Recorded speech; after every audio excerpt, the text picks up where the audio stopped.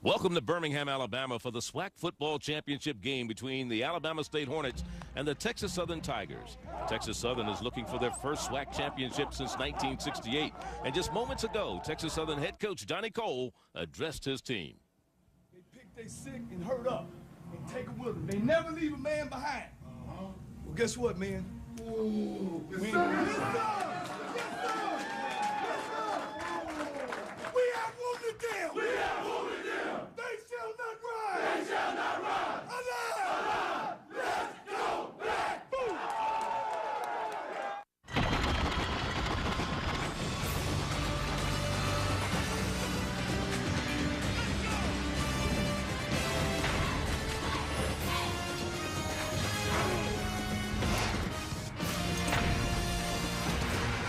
Welcome to Birmingham, Alabama for ESPN Classic College Football, brought to you by McDonald's. We're at Legion Field for the 12th edition of the SWAC Championship game as Alabama State takes on Texas Southern. Let's check out the final conference standings and see how these teams got here. Texas Southern tied Grambling in the West, but beat the Tigers in head-to-head competition to gain a spot, while Alabama State tied Jackson State in the East, but also came out on top of their November 6th matchup to earn a trip here to Birmingham. Hello, everyone. I'm Charlie Neal, and throughout the game, I'll be bringing you updates on what's happening in black college football. As for Alabama State, this is their 4th appearance in the SWAC championship game. They are 1-2, last winning back in 2004. For Texas Southern, their first ever appearance in the championship game. In fact, the last time they won a SWAC title was back in 1968, and then they had to share it with 2 other schools. And needless to say, the Tigers from Houston are hungry. For more on today's game, let's take it upstairs to the guys calling the action, Anish Shroff and Jay Walker. Gentlemen. Thank you, Charlie. Texas Southern, if they're going to win a SWAC title, they're going to have to do it without their starting quarterback. Arvell Nelson won't play this game. The school holding him out, citing issues regarding his ability to participate. That means Rico Smalls, the backup, a Virginia transfer, will get the nod under center. But really, if Texas Southern's going to win this football game, it's going to be their defense. That's the reason they got here. Yeah, this is the defense that's a championship caliber type of defense. Unfortunately, how do you replace the senior leadership of your quarterback, Arvell Nelson, in the biggest game of the year for all the marbles? Well, for them, they're going to have to be more aggressive on defense. They're going to have to press the issue a little bit, try and force and create more turnovers than they normally would, and hope that they can will this offense to a victory. His defense, one of the best in the nation. And listen, Alabama State, their defense, no slouch either. And it really starts with their secondary. When you talk about Alabama State, they're a different type of defense. They play very good defense by being ball hawks. Texas Southern, they want to pressure the quarterback, hit the quarterback as much as they can with their front four. Alabama State, all defensive secondary. And when you talk about patrolling the airways, Kewan Riley does it better than anybody else in the SWAC conference. He's simply all over the football field. Kewan Riley, part of an Alabama State defense that leads the SWAC in interceptions. Coming up, it's Professor Jay's lesson plan. How that man, Marquise Jackson, factors in.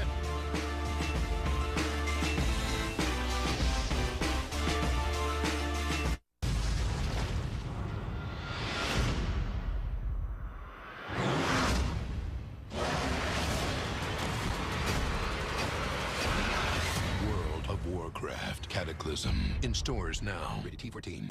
Our breakout session is going to be great. Got the Gecko t-shirt, 4 million drivers switched. Gecko water bottle, notebook, chamois. Sir, I feel a little bit uncomfortable with all this. I mean, it's not about me. It should be about how Geico's the 3rd largest car insurance company in the nation. Things like that. Oh, of course. We're not going to get carried away. Yeah, all right. As long as we don't overdo it. Geico. 15 minutes could save you 15% or more on car insurance. Ping Payday knows that everyone needs a little help sometimes. Get the money you need with the dignity you deserve. We will treat you with respect and help you get the cash you've earned and need for bills, car repairs, medical emergencies, and other unexpected costs. It's your money. Get it now.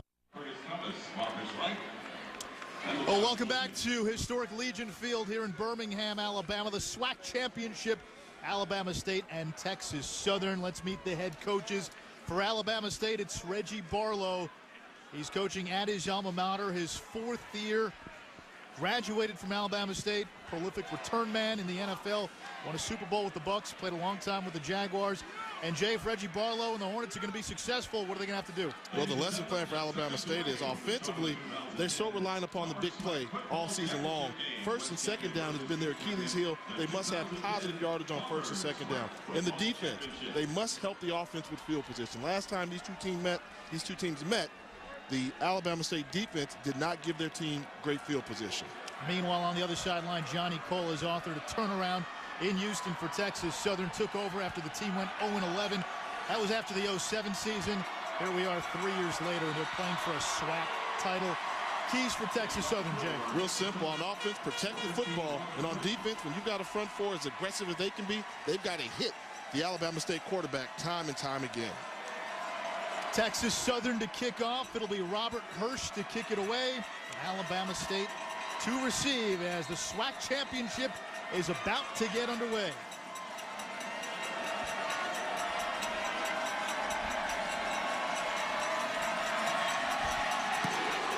And we're underway with the start of the 2010 SWAC Football Championship game. Short kick taken by the Hornets, and not much for a return. So Alabama State on offense for the first time. They are led by Devin Dominguez, former baseball player. It was sort of an afterthought in the fall when it came to the quarterback competition. But Reggie Barlow liked what he saw, and he has entrusted Dominguez with the offense. They had some issues earlier in the season where Dominguez struggled. He was pulled, but Barlow made a decision around midseason that he's the guy they're going to sink or swim with.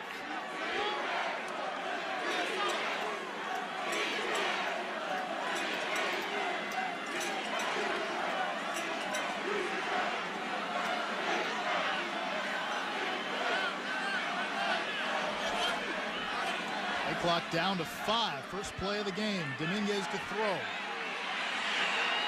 Under pressure, chased, and he's taken down by a loss. Shamari Clemens. Let's meet this Alabama State offense. We're going to see Quindarius McKibben. We'll also see a lot of Andrew Pitts. He's the other running back. Nick Andrews, the go-to wide receiver. Up front, they've got a pretty good offensive line, much improved. Terran Jones, his sophomore, he turned just 19 last month, but a big kid, 6'9", 320. He's their left tackle. And that very first play could be an indicative play right there. I think Alabama State coaches felt confident that their front five could block the front four for Texas Southern. First play of the game, sack Texas Southern. And again, Alabama State taking its time getting the plays off here in the early going.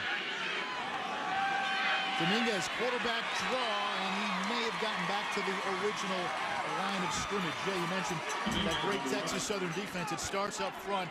Coaches told us that first line of defense, the D-line, is the strength of that defense. They're also very skilled with their linebackers. They have DeJuan Fulgham in the middle.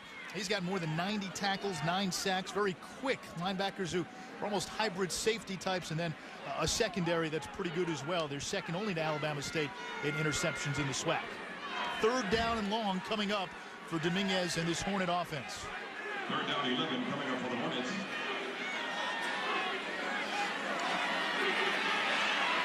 Dominguez throwing long, and he overshot his intended receiver, Charles Payne. So fourth down, and Anthony Spate in the punting unit coming on. Got to be a very disappointing first series for Alabama State. You come in and you know you have trouble on first and second down. Their first third down attempt of the game, 3rd and 11 yards. They couldn't convert. They've got to get this offense to a more manageable first down. Well, it's going to be a long afternoon for the Hornets. William Osborne is the deep return man for Texas Southern, as Alabama State is ready to kick it away.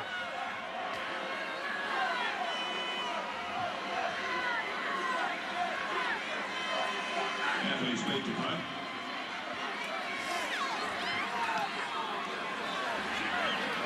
Osborne lets it bounce at the 35, and Alabama State will down it inside the 30, now inside the 25 at about the 23-yard line. A 48-yard punt. And it'll be Texas Southern's turn on offense, and it's Rico Small running this offense instead of Arvell Nelson. For more on the QB situation, let's go down to Charlie.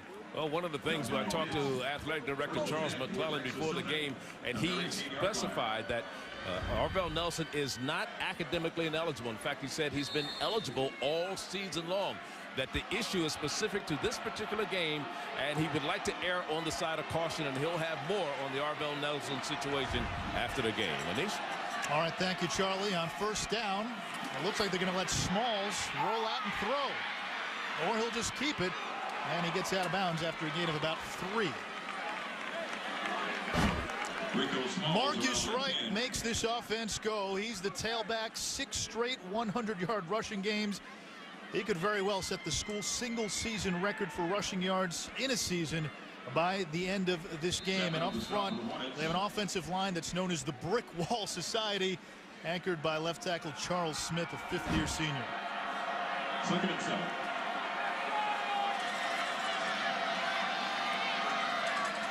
On second down, this is Wright, and he gets across the 25 to about the 26, gain of 5 yards.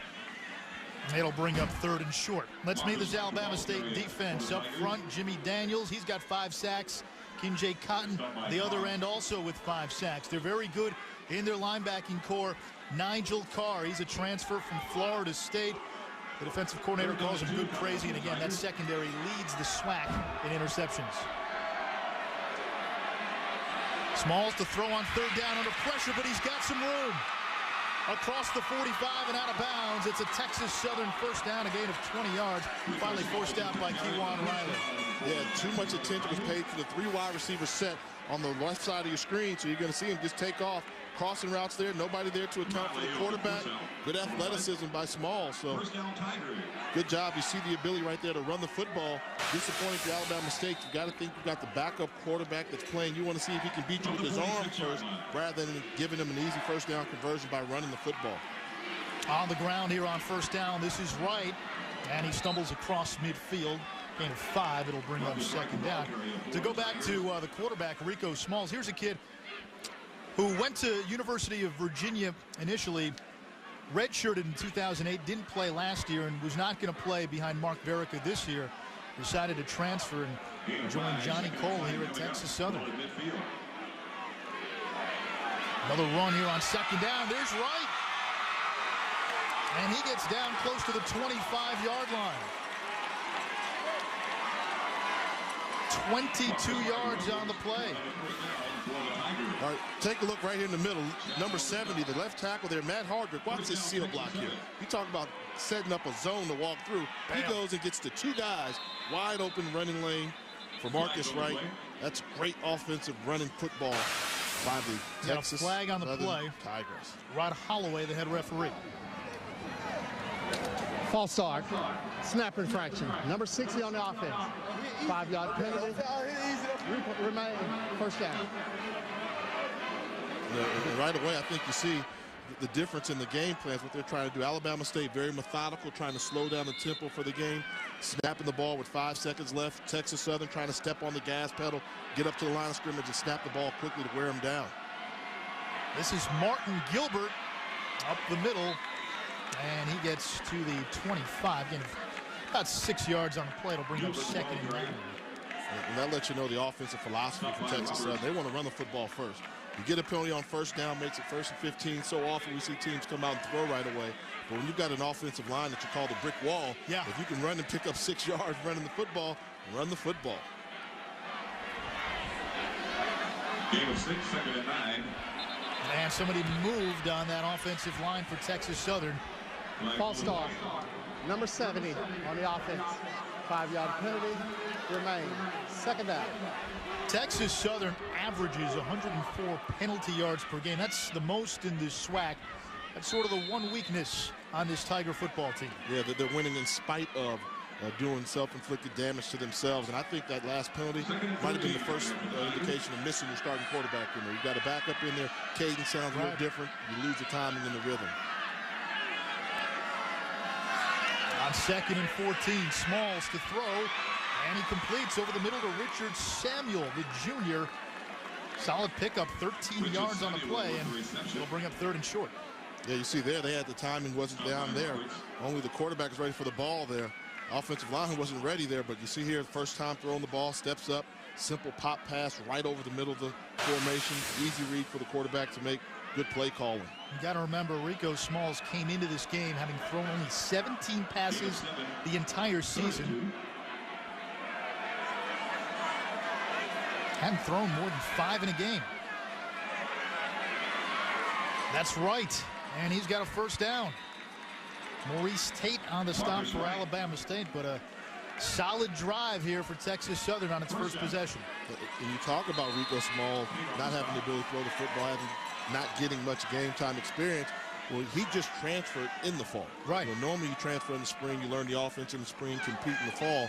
Well, he just got there in the fall, so he's only been with this football program for 3 months. Another run play. This is Smalls, made one guy miss, trying to get to the outside. Now back across the middle, and he's inside the 10. Well, Baryshnikov and Rico Smalls. Smalls on the carry. And does a good job of making the initial read. The hole closes down on him quickly. He should have stayed there, but no. A little hip move, dip in, get outside. Dancing shoes. And then learn the second time around to square those shoulders up. And then get low with the football. Good run there by Rico Smalls. This is the 10th play of the drive. So far, 8 rushing plays, 1 pass play. On the ground again. This is Wright, and he appears to have another Texas Southern first down. Probably brought down by the corner, Donovan Massline. You know, running the football, anytime you got a fullback that's a good lead blocker, then you can get something done. Take a look there. He's going to come across formation, go in motion, and get the seal block right here on the outside. He just follows that hip. Easy pickup there for the first down. Alabama State went 3 and out on its first drive, but Texas Southern now in the red zone. It's 1st and goal. Martin Gilbert, the deep back in the eye, and it's Gilbert pushing forward, but met by a number of white jerseys. 2nd and goal coming up. So now this is one of the times for Alabama State. We were wondering what were they going to do to try and force Texas Southern to throw the football. Well, now you get in the red zone. They can bring in that extra guy into the box, crowd the line of scrimmage, make it tougher to run the football. Now's the time if you're Texas Southern, and offensive coordinator Johnny Cole, who's also the head coach, to set him up with the play action pass. Make him think you come with a hard run. You've got a quarterback that can run on the perimeter. And they're wide open for play action. Look how crowded that box is. Look at all these guys right here in the box. Yeah, they started with a wishbone setup. This is Gilbert right up the middle. Touchdown, Texas Southern. Tigers on the board first. You know, you talk about having a dominant offensive line where you can crowd as many bodies in there if you want to. If I get a hat on a hat, we can just push you around and get the white jerseys going backwards. We can get into the end zone. Good power running by the Tiger offense. So Texas Southern jumps out to the early lead, 6-0, pending the point after. Johnny Cole's team going 12 plays, 82 yards in 5 minutes and 36 seconds. It's a Martin Gilbert touchdown capping the drive. Point after by Robert Hirsch is good, but there is a flag on the play. After the snap, false start. Number 15 on the offense. 5-yard penalty. Remain the point after attempt. So that's a false start on the kicker. You don't see that too often. Well, he started going forward, but I thought he stopped. You know, you can go forward as long as you stop and reestablish position there. But look at Johnny Cole. Good job there. You know, he's a former quarterback. He's a head coach at his alma mater. He was a very good quarterback at Texas Southern in the 80s. So he knows a little something about the quarterback position. All right, so Hirsch will try it again, this time from 5 yards back. And he missed it. So this could be interesting perhaps down the road. A missed extra point. 3 penalties on that opening drive for Texas Southern. It cost him a point, but Martin Gilbert made sure they got 6. Is your computer running slowly? Thinking about buying a new one? Don't waste your money. Your computer could be infected with spyware, malware, viruses, or ESPN's College Football is presented by McDonald's. I'm loving it. You're looking at famous Rickwood Field here in Birmingham, Alabama, a baseball stadium that hosted some of the all-time greats. And meanwhile, here at Legion Field, which is historic In its own right, it's 7-0, or I should say 6-0 Texas Southern. They missed the point after Martin Gilbert, a touchdown run, capping an 82-yard drive. Back deep for Alabama State, Charles Payne and Jaquez Rickerson. And this is Rickerson, but it's the short man who takes it instead, Donovan Massline, and he gets a nice little return up across the 40-yard line, a 19-yard return. And the one thing Alabama State has here on its first two possessions, pretty decent starting field position. When these two teams played in the regular season, one of the reasons Texas Southern won was Alabama State was starting inside the 5-yard line, at the 2-yard line, inside its own 20 on seemingly every possession. Yeah, that was one of the keys in the lesson plan. You know, the defense can help out the offense, and in this case, it's been the special teams helping out the offense, giving them good field position to start on. But it comes down to the offensive portion of the lesson plan. What are they going to do on first and second down? That's the key. So as they come out from the sideline on first down, let's see what type of positive yards they can pick up on their first down play. Alabama State went 3 and out, first time out. Toss play to Andrew Pitts. He gets a nice run using the stiff arm, getting close to midfield, 7 yards. Pushed out of bounds by Curtis Thomas. These two teams played back in October, and Texas Southern won 21-7. It was actually a pretty close game. It was a 7-7 game with about 5 minutes left. Texas Southern then scored a touchdown and returned an interception for a touchdown. But really, Alabama State's offense, how about this, Jake? 149 yards of total offense, just 53 in the second half. And their quarterbacks, they completed 3 passes and completed 4 to the other team. I was being dominated by the opposing defense, and you got to face that same defense again. So hopefully they've game planned and schematically figured out a couple ways to move the football. Alabama State with a timeout. So on second down, the Hornets and Reggie Barlow want to talk things over.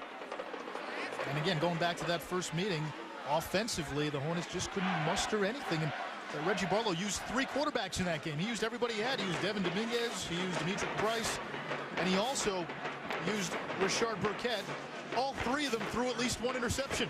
When we asked, what are you going to do differently? They said, well, we're going to simplify the offense. I thought that was odd. I thought you may want to expand the offense, but they thought maybe their quarterbacks were overthinking in that game, might have been over-prepared. So this time they tried to simplify. A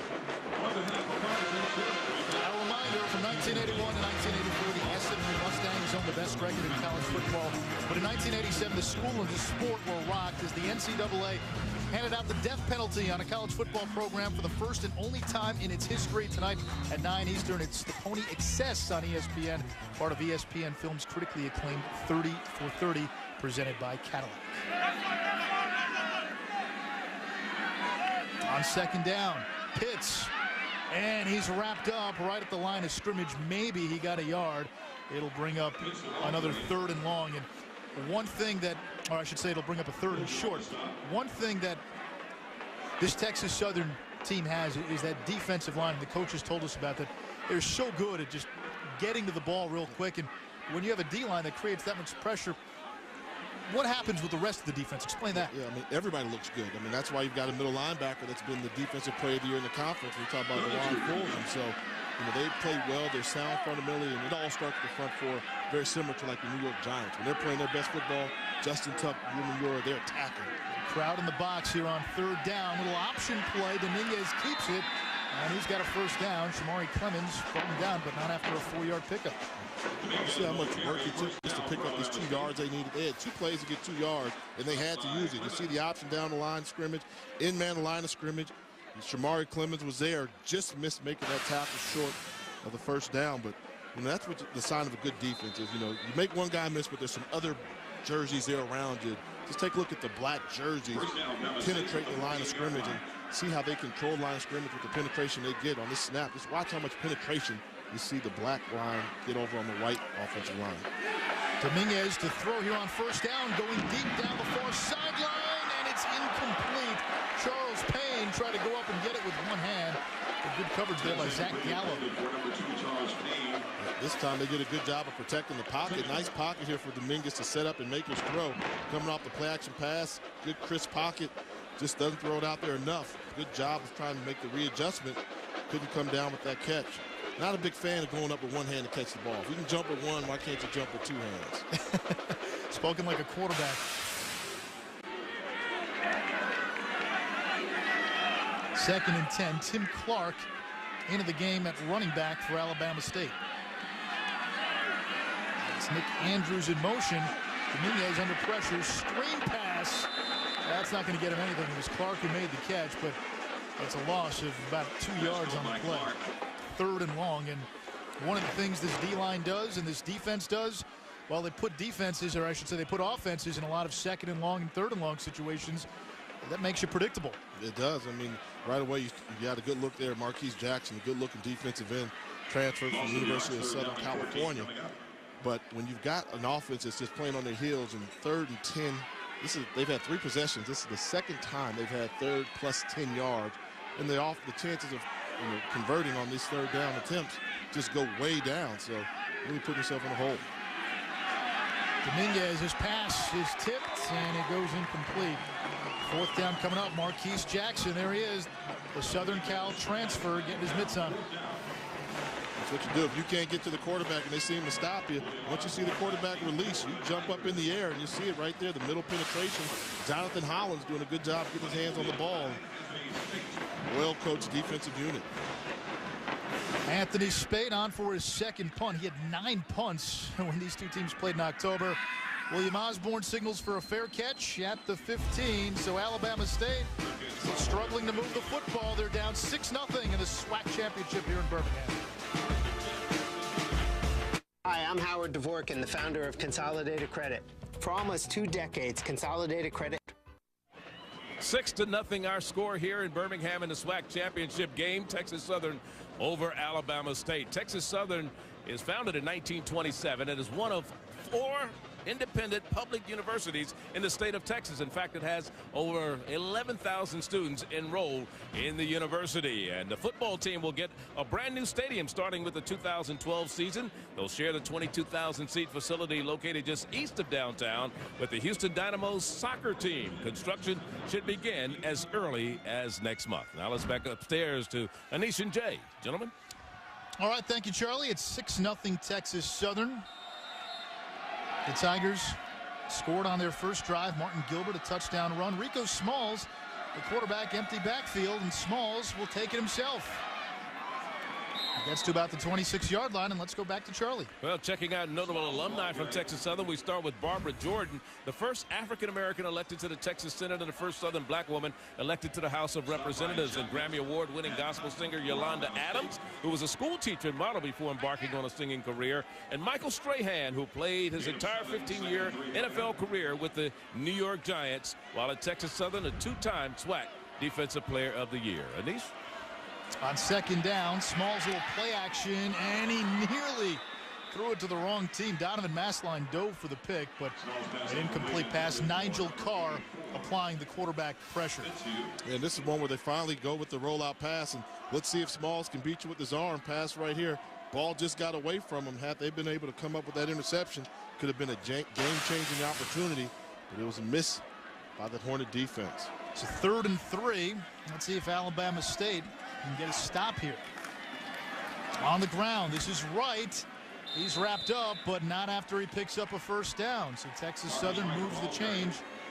DeMarcus Taylor made the stop. Taylor played his high school ball in Jacksonville, and you got to remember, Reggie Barlow played a long time with the Jaguars and has a lot of ties to that area. And in fact, he and Keenan McCardell, a former teammate of his, they used to go to high school games on Friday, and that's how we developed those relations and with the high school coaches and started mining Jacksonville for area recruits. As Wright on first down picks up 4, 2nd and 6. Well, for those fans at home watching, and you think of, normally you think of Johnny Cole and the success he had at Alabama State when he was a coach there, as well as at Tennessee State. They had the big play offense. The hobo offense. What is it? High octane. Big play offense. But give credit to the coaching staff making the adjustment of coaching to the personnel that you have and realizing I've got a defense that can win a championship. Offense isn't up to their level. Let me get out the way and run the football. And he's ground Chuck all day long, isn't he? Kind of like what Steve Spurrier is doing this year at South Carolina. Pretty good defense, and they got a stud running back in Marcus Lattimore.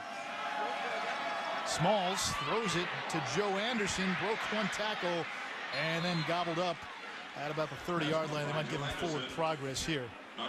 Now, on this upcoming third down play, what I'm going to do now, the last 2 pass attempts we've seen from Rico Smalls, they've been high. So he's not comfortable throwing the football yet. Crowd the line of scrimmage, make him beat you man-to-man. Make him beat you, know. Well, we've seen Texas Southern do that to Alabama State already. They're crowding the line, one-on-one on the outside.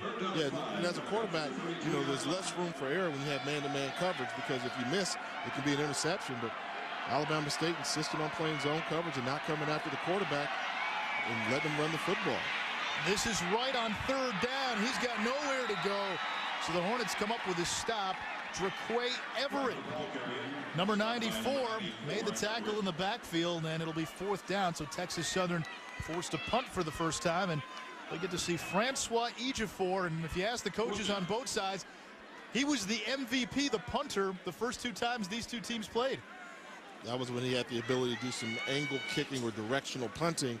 But when you're backed up inside your own 20-yard line, you got to give it all the leg you can and see if you can change the battlefield position by just booming one. Jaquez Rickerson back deep, and Ejiofor gets this one to about the 27. Here's Rickerson.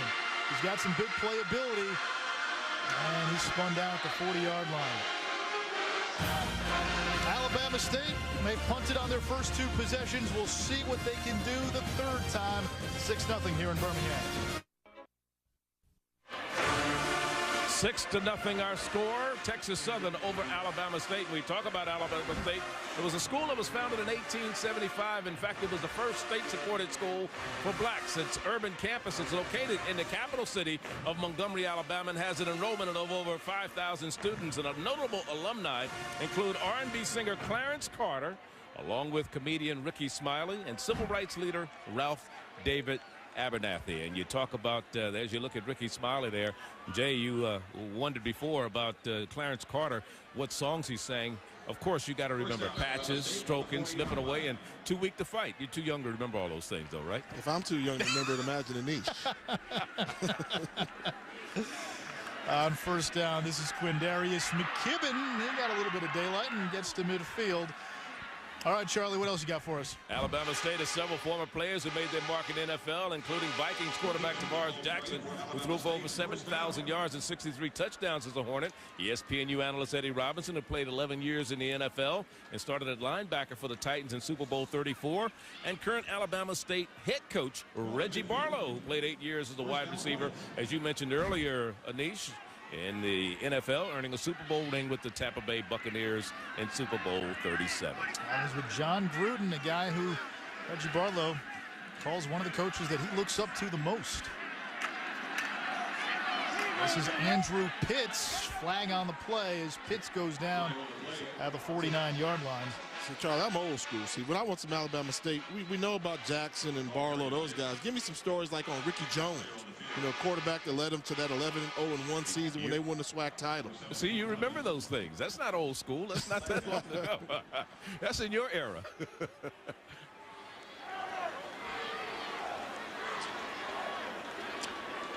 It's going to be against Alabama State. There's also an injured player on the field right now, and that's Shamari Clemens, junior out of West Monroe, Louisiana. Holding.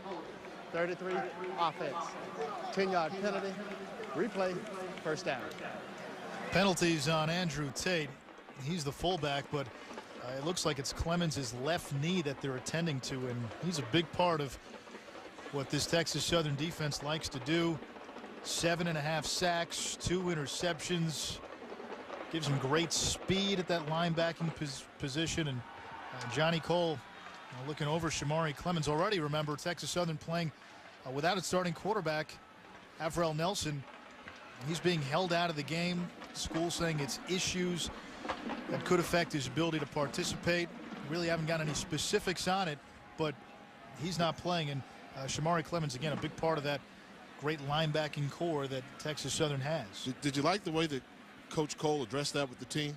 You know, in the pregame speech when he was there and was talking to the team and said, you know, we're not leaving one man behind, and then took off his jersey and had the Nelson jersey on. Yeah. I mean, that was hot. I mean, this is what we're talking about. This is how you get the kids motivated behind you. This was before the game, and we're not leaving any man behind. No, and that number 8, yeah, that belongs to Mr. Nelson. And you gotta remember Nelson, a kid who transferred from Iowa, went the junior college route, and you know, Johnny Cole described him as an athlete playing quarterback, not necessarily a quarterback first. He put the emphasis on athlete. But so far, Rico Smalls has looked good. Right now, though, it's Devin Dominguez in Alabama State. 1st and 20. Dominguez throws, and it's intercepted. Zach Gallo down the sideline, breaks one tackle, and finally dropped at the 11-yard line. A 35-yard return. And, boy, you saw that coming as soon as Dominguez got rid of the football. Yeah, just jumped the route there. You know, one-to-one coverage. And if you're going to miss a pass on the outside, then you've got to miss it on the outside. You can't miss it on the inside where the defensive back was just sitting there waiting. Wide receiver had no chance of coming back and making a play, disrupting that ball. Just keyed it all the way there. Once he goes and throws and he misses that pass, jumps all over it. Defensive back squatting. You got to tuck that ball in there. You can throw the ball in the dirt or throw it high and just chalk it up, but can't afford to turn the football over. That was Gallo's 5th interception of the season, and now it's 1st and 10 at the 11-yard line for Texas Southern. This is Marcus Wright up the gut to the 6-yard line, 5 yards on the play before Brandon Roberts, a JUCO transfer, brought him down. Turnovers were a big problem for Alabama State when these two played back in October. They committed 5 of them. Right again on 2nd down, and he's close to a 1st down. And if it is a 1st down, it would be 1st and goal, but looks like he may have been marked just short. So 3rd and about a yard coming up. Yeah, they're wasting no time to get to the line of scrimmage and calling plays in a hurry. And not sure they got the playoff, but so far no signal. Marcus Wright close to the end zone. He may have lost the football. They stripped him.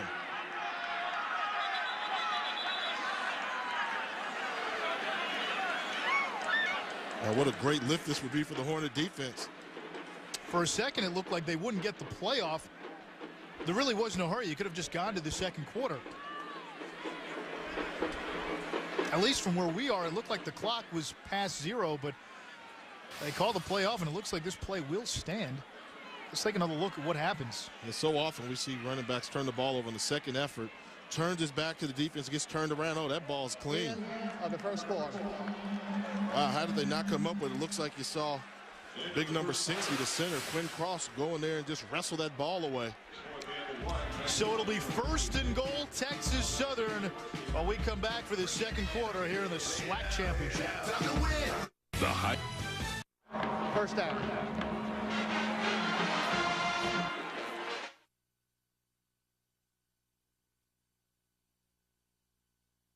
The ruling was that Texas Southern fumbled the football but recovered at the 1-yard line, so it's 1st and goal.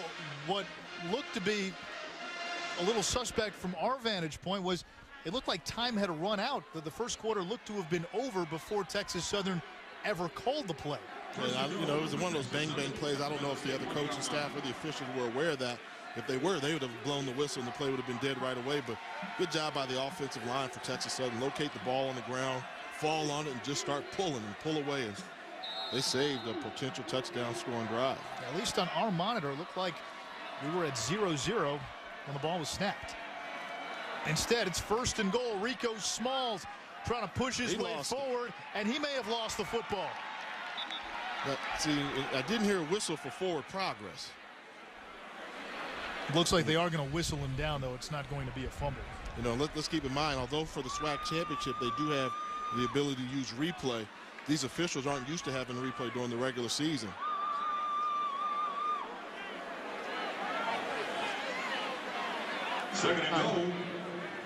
It was ruled that progress has stopped. The ball will be spotted at the half-yard line. 2nd down.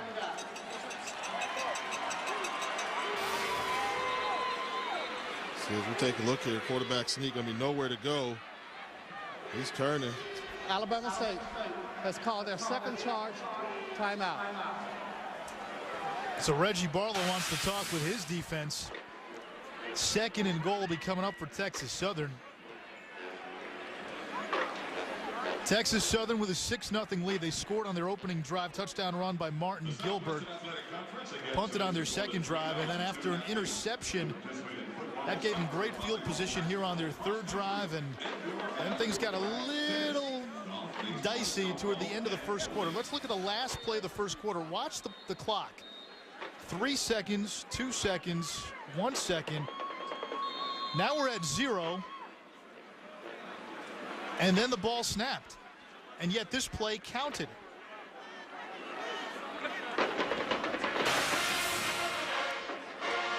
Ball was fumbled. Alabama State, though, didn't recover. Texas Southern jumped on it, so they maintained possession and then picked up a first down in the process, made it 1st and goal. And now here we are, 2nd and goal after Rico Smalls failed to punch it in on the last play. Make sense? Somewhere down the road, yeah. Not right now. Another run right up the middle. And Alabama State is saying this ball is fumbled. Man alive. And it looks like the Hornets have it. Now, it looked to me like his knee was down. Now, this looks like his knee is clearly down, and the ball comes out on the first look. Let's take another look. This is Marcus Wright. He never had it. He never had it. Wow.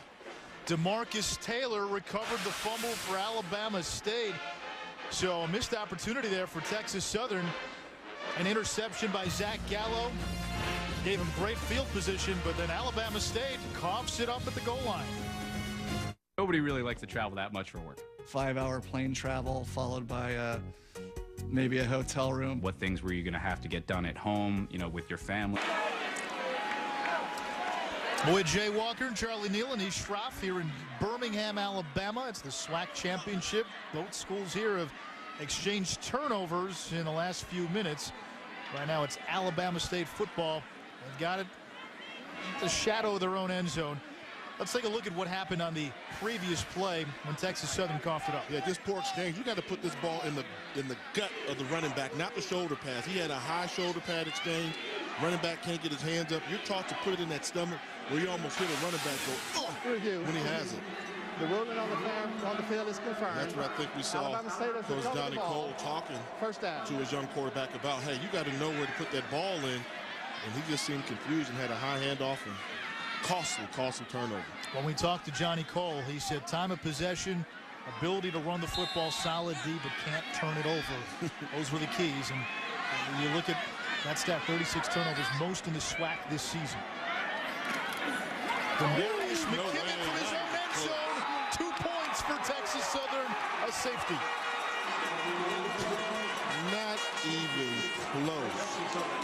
I counted 5 black uniforms in the end zone behind the line of scrimmage to bring the safety.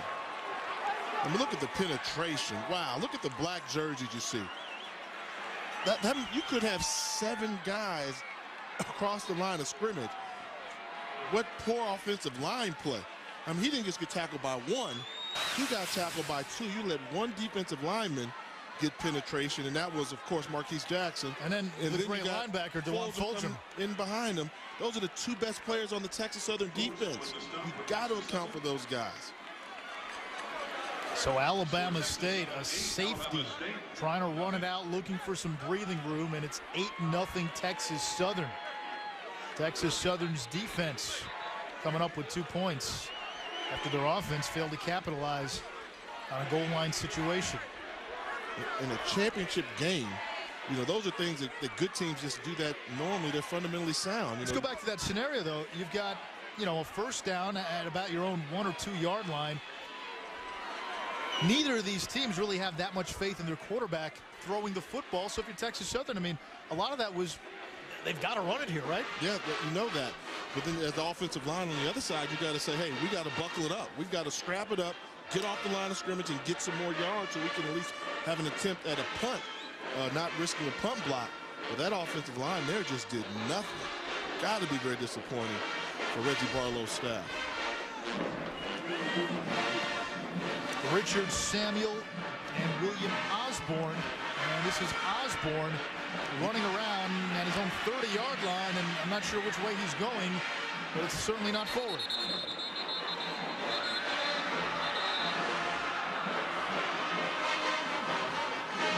Play was whistled dead. Negative yardage on that return. Meanwhile, on ESPN, it's Monday Night Football this week. Ray Lewis and the Ravens against Andre Johnson and the Houston Texans. 8:30 Eastern on ESPN. Coverage starts at 7 Eastern with Monday Night Countdown served by Applebee's. Speaking of the Baltimore Ravens, you know, I always say, you've heard me all season, same things make you laugh, make you cry. Well, the first time they played Pittsburgh, they went and stole one from the Steelers. This past week, Steelers came back into Baltimore and stole one from the Ravens when I thought the Ravens clearly outplayed them. What a good football game it was. Baltimore, one of the front runners in the AFC, and it looks to be a wide open NFL this year. And that's Deshaun Daniels, solid run on first down. It's going to be 2nd and 1. We saw Shamari Clemens go down a little while ago. Charlie Neal has an update. Charlie? Well, talking to the team physician and the team trainers, and they were saying that there looks like there's some ligament damage. They're going to reevaluate him at halftime and then make a determination on whether he'll be able to play again. But he looks like he's in a lot of pain over there on the sideline. That's not a good sign for Texas Southern. This is Rico Smalls, tripped up after he got past the 40. Nigel Carr was the one who slowed him down. And there you see Shamari Clemens being worked on at knee, heavily iced.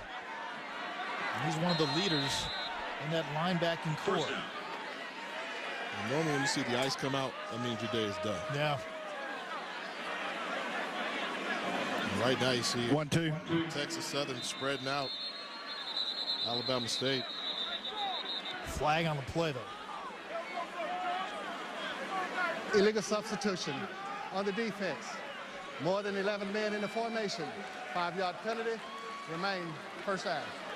So 1st and 10 becomes 1st and 5. And Jay, so far, 1 quarter plus of Rico Smalls. What do you make of the kid who transferred from Virginia, starting in place of Arvell Nelson? I mean, he's a gamer, very athletic and tough. You know, he's got that spark about him. You know, haven't had a chance to judge him as a passer, but hey, if they're not forcing him to throw the football, he's doing what is needed to give his chance an opportunity of success to win this football game. Marcus Wright across midfield and very close to a Texas Southern first down.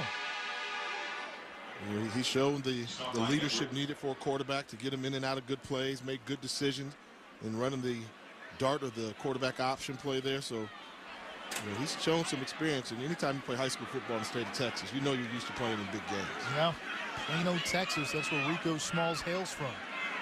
This is Deshaun Daniels, and he is wrapped up. About 4 Alabama State defenders decided to give him a bear hug, but there is a flag that came in at the end of the play. It looks to be holding on the offense.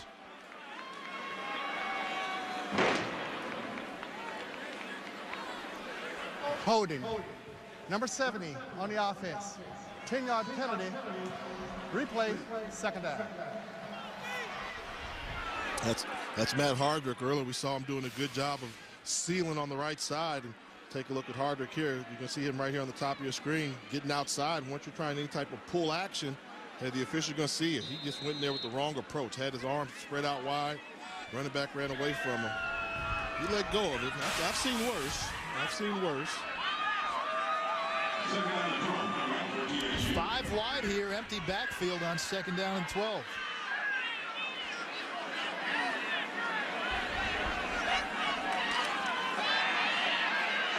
Smalls, this is a design keeper across midfield, hurls the defender, and he gets down inside the 35-yard line. Rico Smalls with a nice burst of speed, 26 yards on the play, and it's a Texas Southern first down. Right here again, Matt Hardrick got called for holding on the first play. Well, take a look at this block right here. You talk about a kick-out block. Gets hold of him there, gets engaged Watch there. the hurdle. And then the leap right there to keep going. Right over Donovan Massline. I mean, Massline's only 5'8", 160, but that's still impressive. This is Daniels straight up the gut. And he gets to about the 31, 3 yards on the play. Make it Marcus Wright on the carry.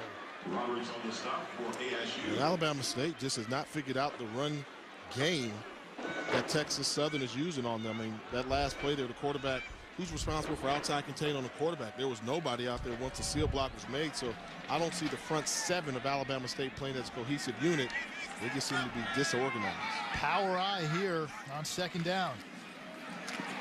Again, they'll keep it on the ground. It's right. Puts his head down, gets to the 25, 7 yards. Former Florida State linebacker Nigel Carr made the stop for Alabama State. But Johnny Cole told us. You called it power eye. You see power eye, follow the fullback. Randall Newsom right there, looking for somebody to hit. Boom. He goes in there, finds his man. You see power eye running football, follow the fullback, and you'll see a good block. Well, we see another power eye here.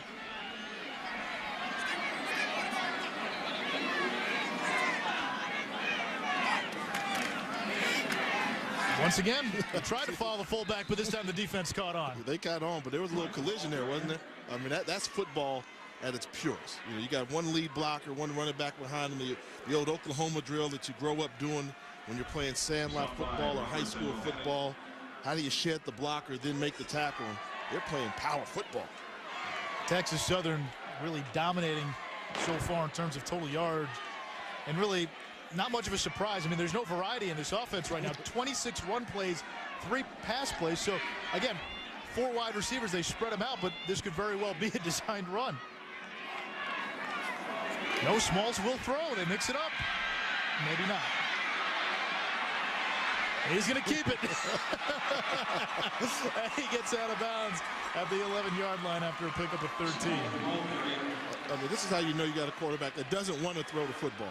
And that's fine. That's what you want. You know your limitations. Moving the ball and getting first downs, right? Right now, what you're doing against a defense that, may confuse you if you're not comfortable in the passing game, you make it read simple.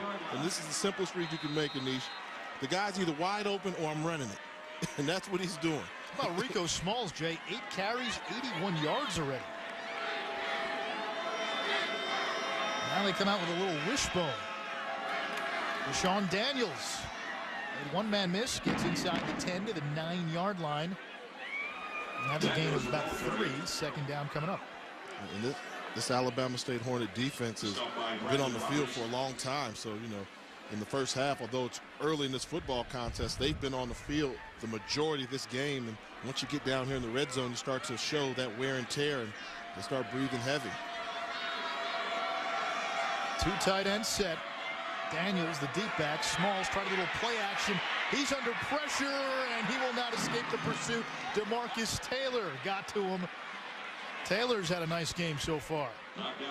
That's how you have to play that outside linebacker position. Don't follow the football. Your job is to make sure nobody gets outside. That's how you play the outside contain. This is all DeMarcus Taylor right here. Nothing gets outside of him. So he's looking. Okay, nope, you're not getting outside of me. Fundamentally sound, have the athletic ability to bring down the quarterback. Now that's how you play organized team football. Maybe a subtle thing on that last play, but something that the coaches for Texas Southern talked about with the normal starter, Avril Nelson. On a play like that, he might sometimes try to throw it away and maybe commit a turnover. Was that a heady play, taking the sack by Rico Smalls? No, he should have got rid of that one there, but okay, maybe not. They'll make up for it. Well, we've got a timeout on the field. First one for Texas Southern. They'll have 3rd and long when we return. Good switching.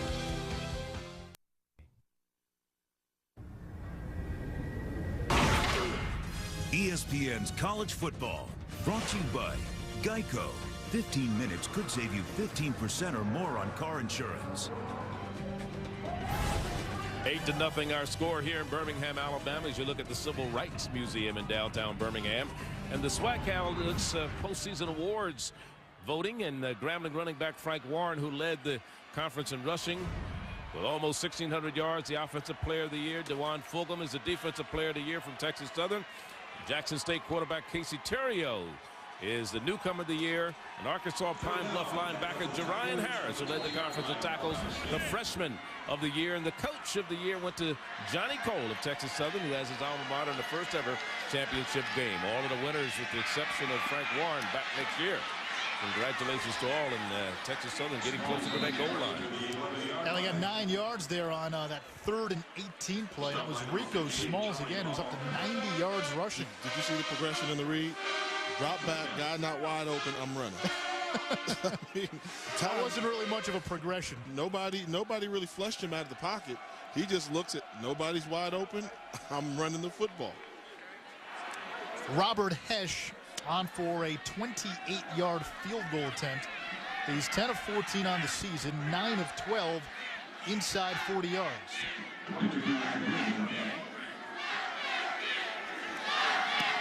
Hesh from 28 yards splits the upright, and it is 11-0 Texas Southern. They've scored every which way possible except an extra point.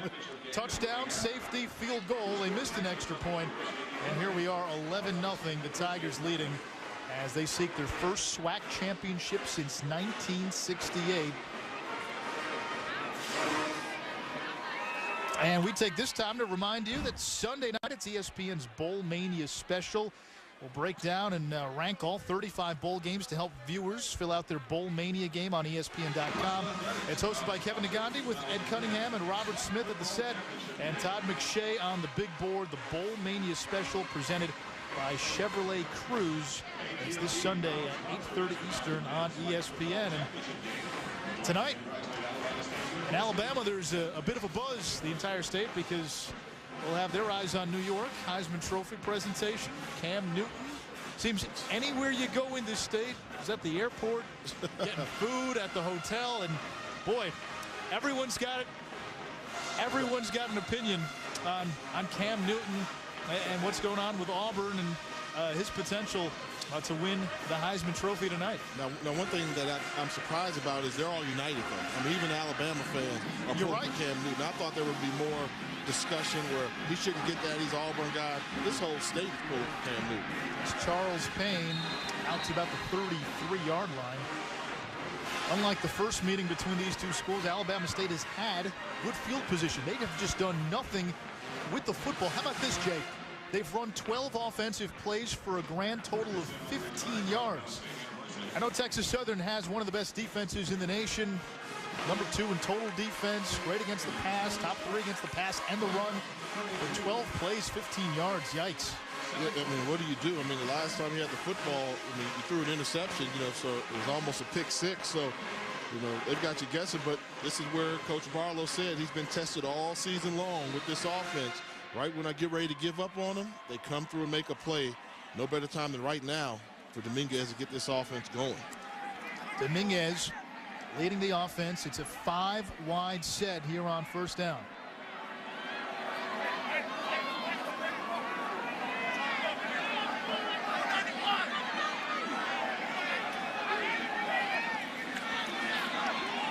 Quick throw, that's picked off. Antonio St. Rose, the linebacker, second interception for this Texas Southern defense. And St. Rose is the guy who's now playing because Shamari Clemens left the game with an injury. Watch the penitentiary coming right up the gut there. That's big Jonathan Hollins having a great game, and then the athleticism by St. Rose to get there and make the interception, keep it off the turf, come underneath that route.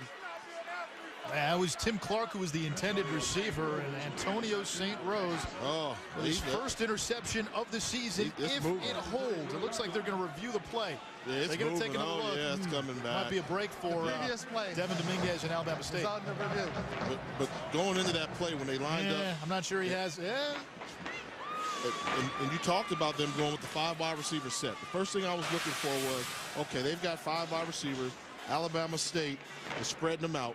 Texas Southern, that 4-man line, got to the quarterback. Remember how confident they were that our 5 can block those 4? Well, it doesn't look like your 5 can block those 4 defensive linemen from Texas Southern. They've got a terrific defensive coordinator, Texas Southern does, in Kevin Ramsey. Here's a guy with NFL experience. Was a DB coach for the Arizona Cardinals, coached Tennessee, Georgia, Northwestern, Arizona State, Kansas State, West Virginia. And I like the name that they give to their defense, 212 degrees. 212 degrees is the temperature at which water boils. And the way the coaches like to say it, water boils at 212 degrees, you get steam, and steam can power a locomotive. Yeah, I mean, that's the one. I mean, 212. 212. Boiling point. That's something that, Johnny Cole's always had these creative names for offenses, and the defense does a good job as well with that one. But I mean, they're good. They're as good as advertised. I mean, this front four can really cause havoc on you and get to the quarterback and get the hits. And quarterbacks have struggled against this defense all season long. How about this? Opposing quarterbacks against Texas Southern this year, 11 touchdown passes, 18 interceptions. The first time that Texas Southern and Alabama State played, Alabama State quarterbacks 3 of 16, 4 interceptions. 3 quarterbacks threw a pass for the Hornets. All 3 of them threw at least 1 interception. Yeah, and they seem to be scared and timid about that offensive line. You know, as a backup quarterback, if you see the starting quarterback getting hit often, then you just, you know going in there you're going to get hit often, but it seems like they were all playing scared. After further ado, the receiver did not maintain control of the ball. The ball will be turned back over to Texas Southern. Alabama State, second down. So they take an interception away from Antonio St. Rose, but it looks like they did get the call right. And this is the pressure I'm talking about. This is just going to be a up the gut, just I'm better than you swim move by Hollins to get pressure on the quarterback to force what almost becomes an interception. You see he's trying to get rid of it quickly. They know it on the defensive side of the ball. That's something to look out for. It looks like early in this contest, the front 5 from Alabama State cannot block the front 4, the black jerseys from Texas Southern. Last 3 plays for Alabama State, near interception, a run out of the end zone that resulted in a safety, and before that, an interception. And they're spreading them out again. You know, when you're spreading them out like this, you better be able to protect your quarterback. Dominguez this time will keep it, but where's he going? Fulgham. He got into the backfield and blew up that play before it started. I talked to one of my good friends, Henry Frazier, head coach at Prairie View A&M, and he said one thing you got to watch for with Texas Southern on defense, double A-gap blitz. They will bring Fulgham and another inside linebacker right up the middle of the defense and create havoc on you there.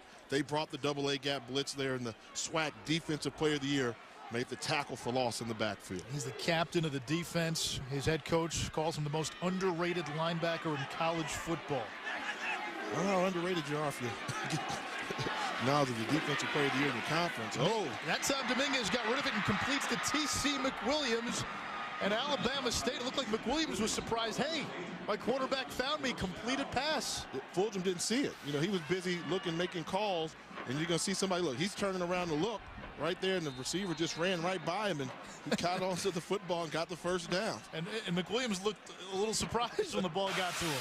It's been a struggle so far in the passing game for Alabama State. Dominguez under pressure here and sacked once again. Jonathan Hollins, as Texas Southern defense leads the nation in sacks, 42 entering today. And boy, the pressure is relentless. And here's the thing, they don't always blitz. We haven't seen a lot of blitzes today. Not a lot of blitzes, just that double A-gap blitz when they really want to get to the quarterback, but the front 4 are getting it done there. So often, when you talk about great defenses, you know the guys that play defensive end get credit. But when you've got interior linemen that can play, that is the basis for having a good defense. And I'm thoroughly impressed with the play of nose tackle Jonathan Holland, along with Kingsley Akinwale on the inside. Hollins was a kid who was highly recruited out of high school. Empty backfield, Dominguez throws over the middle, and Landon Jones can't hold on. Wow. That had a potential for some big things, but Landon Jones, the sophomore, dropped it. You got to make this play. Look at Dominguez step up into the pocket, find a nice throwing lane, throws a strike, and the wide receiver doesn't come down with the catch. Landon Jones has to make that catch. Devin Dominguez played quarterback in high school, won a state championship actually in Indiana, but came to Alabama State on a baseball scholarship. He's the closer on the school's baseball team. We hear he'll be moved to the starting rotation when the spring rolls around, but baseball is first love, and he was kind of a wide receiver tight end for a few years on this team, quarterbacking the Hornets this year. And that pass looked like somebody got a hand on it, and DeJuan Fulgham continues to create havoc. 4th down now, and we get to see Anthony Spate again. He's been getting a lot of work, which was sort of the theme the first time these two teams played. Spate had 9 punts in the first meeting. It's too much work for a punter. And Alabama State's had good field position, but they have not been able to pin Texas Southern back within their own 20-yard line. So let's see if they can get some good special teams and maybe pin back this Texas Southern defense, but they don't. I mean, you're kicking the ball from there. you should be able to pin the team within their own 20-yard line. Texas Southern's defense continues to create havoc and get to Devin Dominguez. 11-0 Tigers. Attention, if you...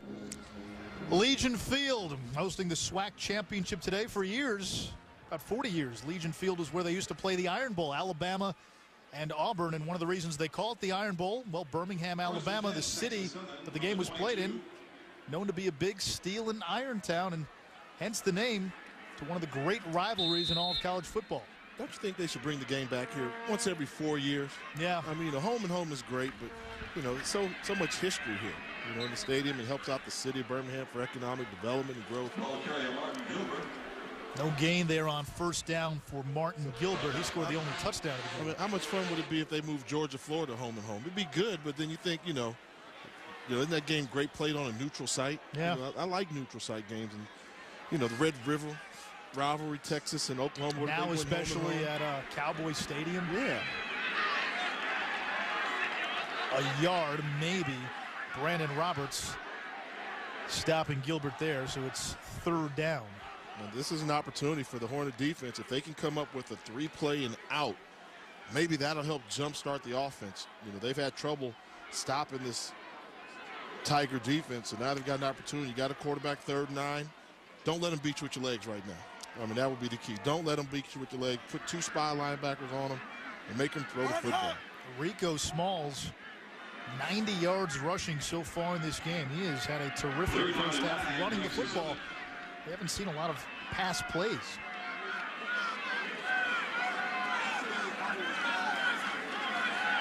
Smalls will pass here. Finds his receiver, Joe Anderson. There is a flag on the play, and where Anderson caught it was short of a first down regardless. I think this is going to be holding.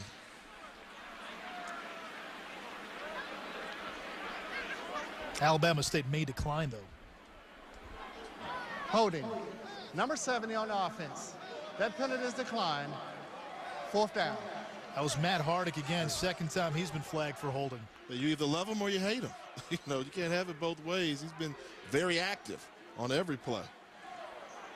You know, when you play this right tackle position, I mean, he's looking at you, and, you know, good move on the inside. Yeah, he hooked him around there. Easy to call. So first 3 and out for Texas Southern. Alabama State. Try to do something here. Jaquez Rickerson back deep, and ooh, they nearly got Francois Ejiofor. There is a flag on the play. Rickerson trying to navigate through traffic, but he goes down at the 25-yard line. And boy, the difference here is running into a roughing, but it may not matter. It's going to be a first down anyway. First down. Running into the kicker. Number 7 on the defense. 5-yard penalty. Results of enforcement.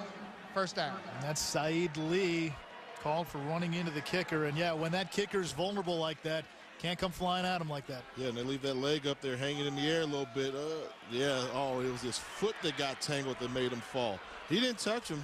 Ooh. His leg trailing him.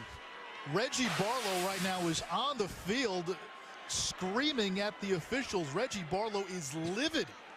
They saw the replay on the Jumbotron, and the Alabama State Hornets sideline is booing. Reggie Barlow has to be restrained by his coaches. He did not like that call, and boy, did that backfire, declining that holding penalty on 3rd down. Marcus Wright got maybe a yard. Another flag comes in from the back. Yeah, you see the animation there on Barlow. I mean, very I wonder upset. if Barlow was on the field for that play.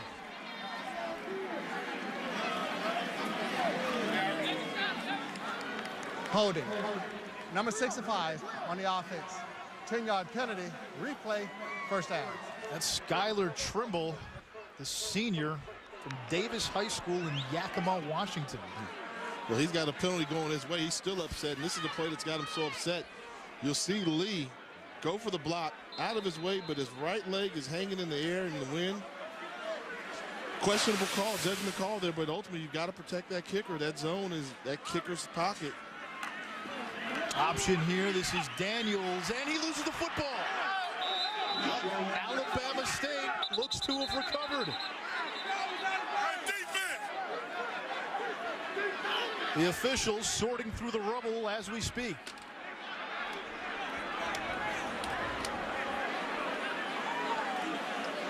Still no signal.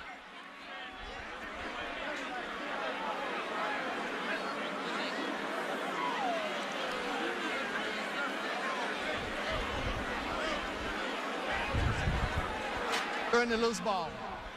The ball was covered while the player was out of bounds. The ball will be spotted back to the spot of loss. Second down. And look at Reggie Barlow right now. Hands on the hips. He just can't believe it. This team just can't get a break. Spotted out of bounds. Good job of coming in and making the strip by Jacoby Chapman. On the recover. His legs were. Yeah. Jaquez Rickerson recovered it. But again, he was out of bounds. And that was DeMarcus Taylor. Yeah, he's forced 2 fumbles now. He has had a terrific game. Yeah, his body, his legs clearly out of bounds.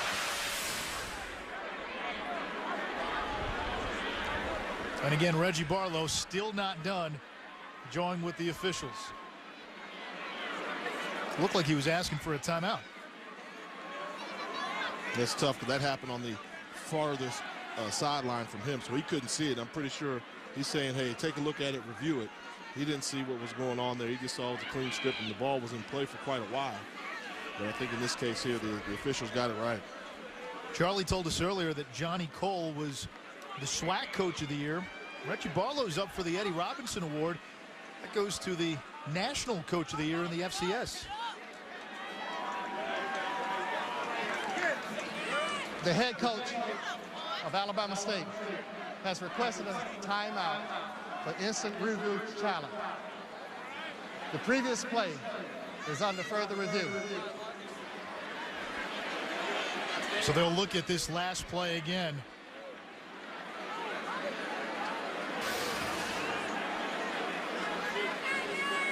You see the ball there. It's out of play for a while and had a lot of momentum towards that sideline, but the moment Jaquez Rickerson picked it up, his right foot was back out of bounds. Yeah. And that right leg is out of bounds. When he had possession of the football. They had another teammate, had the number 34, Brandon Roberts, a middle linebacker, had an ability to sit on the football. He would have got it. He was inbounds, but Rickerson recovered, and he was out of bounds clearly. I think what's got to bug Reggie Barlow, too, is you're at a point in this game now where Alabama State has had the football for only about 8 minutes. Yeah. And even though Texas Southern may not score here, they're going to have a second and long if the challenge doesn't go through, if the play isn't reversed. But still, again, time of possession. It's more time that your defense is on the field. And that was an issue when they first played. The second half of the last game, Texas Southern had the ball for about 20 minutes. That was in the second half. Yeah.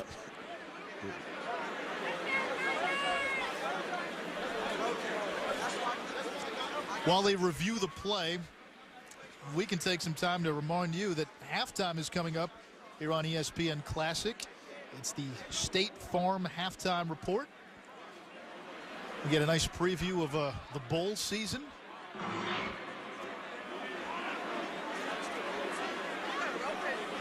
After further review, the ruling on the field is confirmed.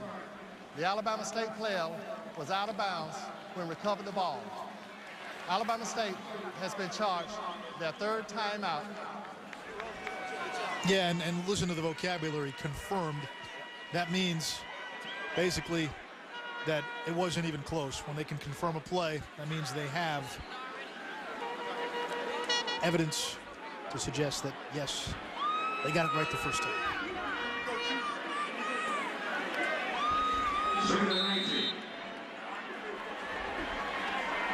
Rico Smalls scrambling, and that one got to his receiver, but it got there on a bounce. Yeah, and that just kind of confirms the theory.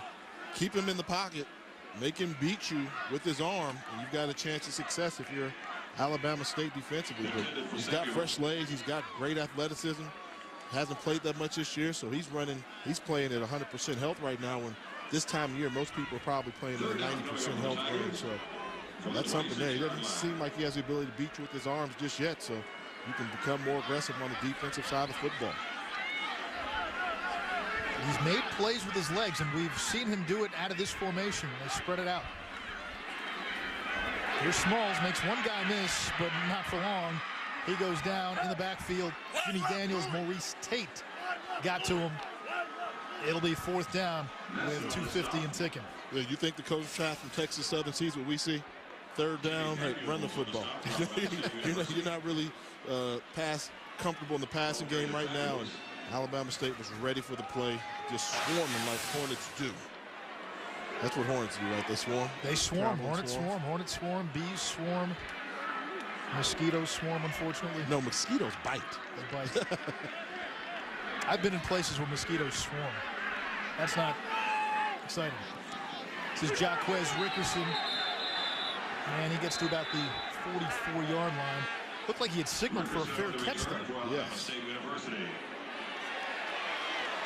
All right, as we told you about, halftime coming up here on ESPN Classic. It's the State Farm Halftime Report, a preview of the early bowl games, plus the latest from New York. Tonight's the Heisman Trophy presentation. And I know Jay is looking forward to this. He gets to talk to Charles Arbuckle and rub it in. Is he really? The punt return, number 25, the return team, advanced the ball after signaling for a fair catch. Delay of game on the return team. Is Charlie getting serenaded down there? First down.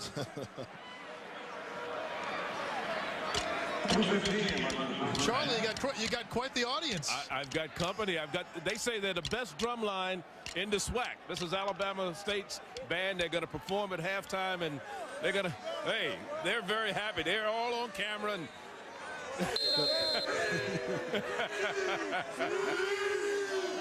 the mighty marching Hornets. Here's Dominguez. Little screen pass. Andrew Pitts. And Pitts dives out of bounds, but the clock is going to keep running here after a gain of 2 yards. Alabama State, remember, after that last challenge, they're out of timeouts.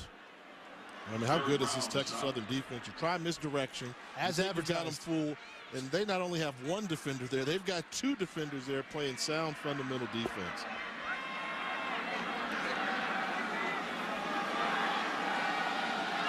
Four wide here for Dominguez. He looks to run. Nothing. Guess who? Fulgham. Gain of maybe a yard. Actually, may have lost a yard, rather. That's DeJuan Fulgham.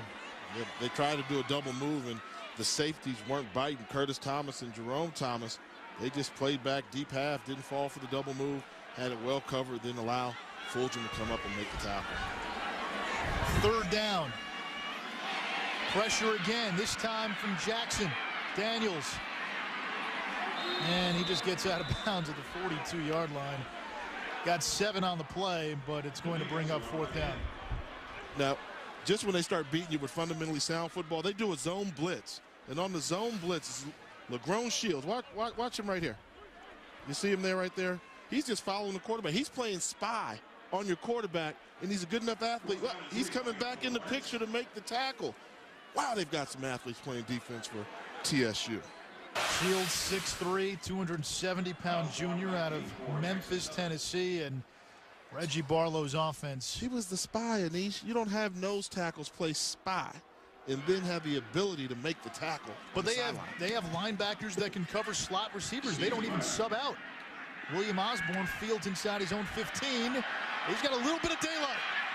Osborne across the 30-yard line. He may have lost the football. He put it on the ground.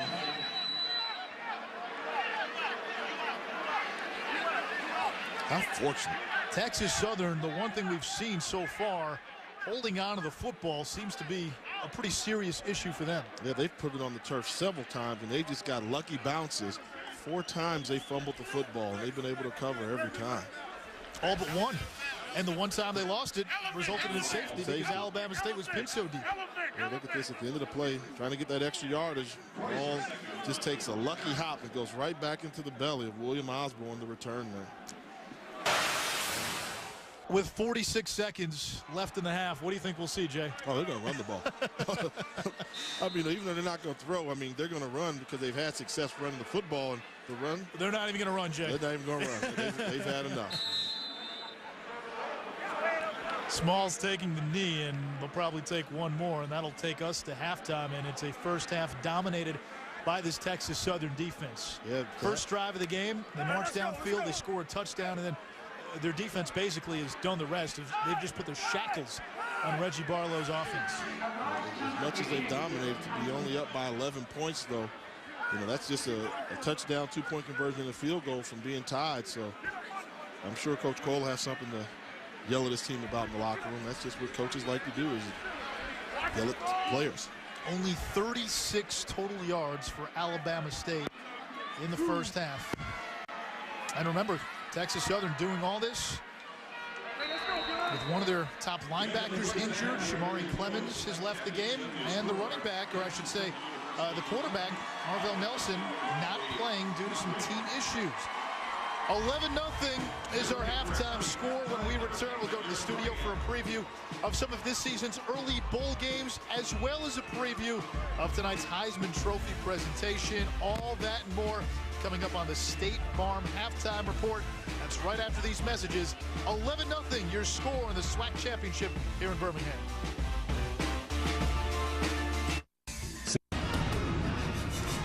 Welcome back to the State Farm Halftime Report at the 2010 SWAC Championship here at Legion Field. 11-0 Texas Southern is your halftime score. Now, in sports, there's comebacks and then there's memorable comebacks.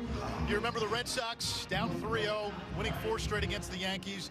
You remember Frank Reich and the Bills AFC Championship game coming back against the Oilers. And then there's what Jay Walker pulled off against our very own Charles Arbuckle. To give you a little bit of context, every Thursday during your telecast at halftime, Jay and Charles would pick 10 college football games for that upcoming Saturday. You guys would assign confidence points to each game, right? Some of us chose better than others. Well, Charles had your number for most of the season, and it looked like Charles was going to win. Well, we have Charles on the phone right now, and part of the reason we have Charles on the phone is because the man next to me is not very humble.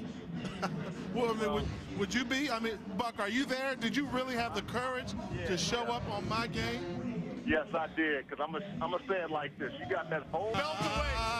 Put the belt away from the second half. That's all.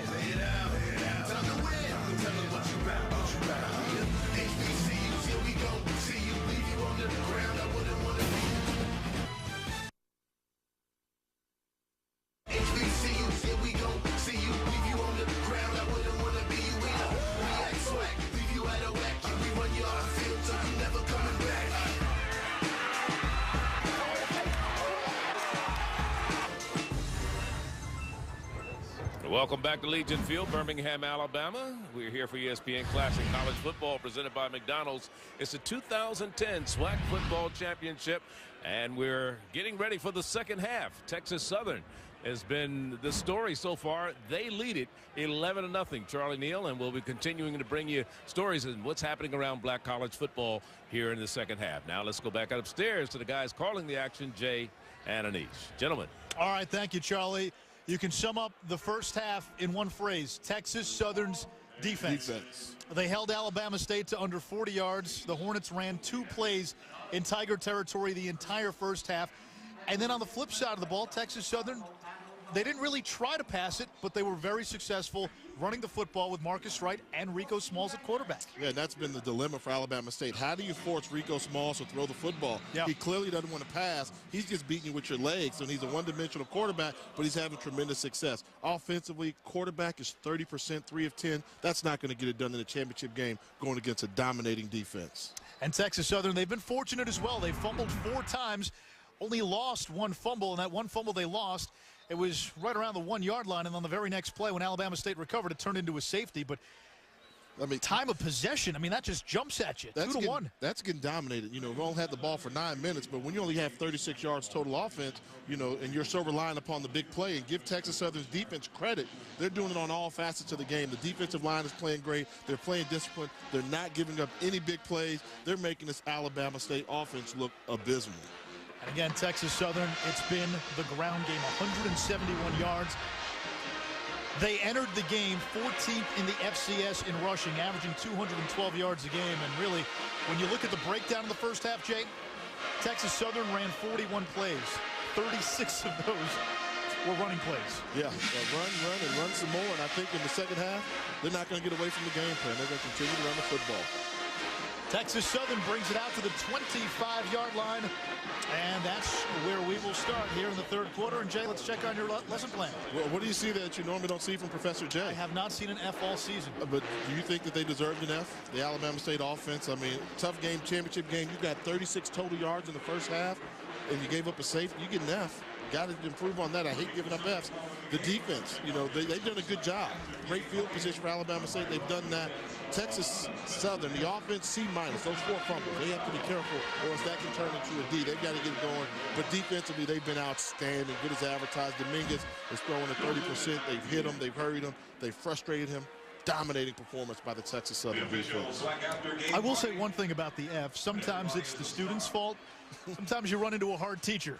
And if that hard teacher is the Texas Southern defense, maybe you cut them a little slack. And it's the midterm report. It's not the final grade, so they can improve upon that. That's Marcus Wright on first down. That's a short gain. Wright in the first half, 16 carries, 72 yards. He's a guy that Johnny Cole told us gets stronger as the game goes on. And he's a guy with 6 straight 100-yard rushing games. He has really come on and given this offense a go-to guy the second half of the season. And I like your reference earlier in the game when we were talking about South Carolina, how they made the adjustment to Lattimore. And the key is when you've got your most talented football players and running back, then you should be a running football team, and that's what they've been able to do. And when you've got a guy that gets stronger as the game goes on, he's a perfect recipe to go along with that outstanding, dominating defense they have. Flag on the play here on 2nd and 8. Dead ball. Delay of game. Offense. 5-yard penalty. Remain second down. Delay a game on Texas Southern, and let's go down to Charlie Neal. Date on the player who was hurt in the first half, number 17 for Texas Southern. Just a bruised knee, no ligament damage, but he will not play here in the second half. That player in question, Shamari Clemens, part of a 3-headed monster at linebacker for Texas Southern. So good news for Johnny Cole and the Tigers.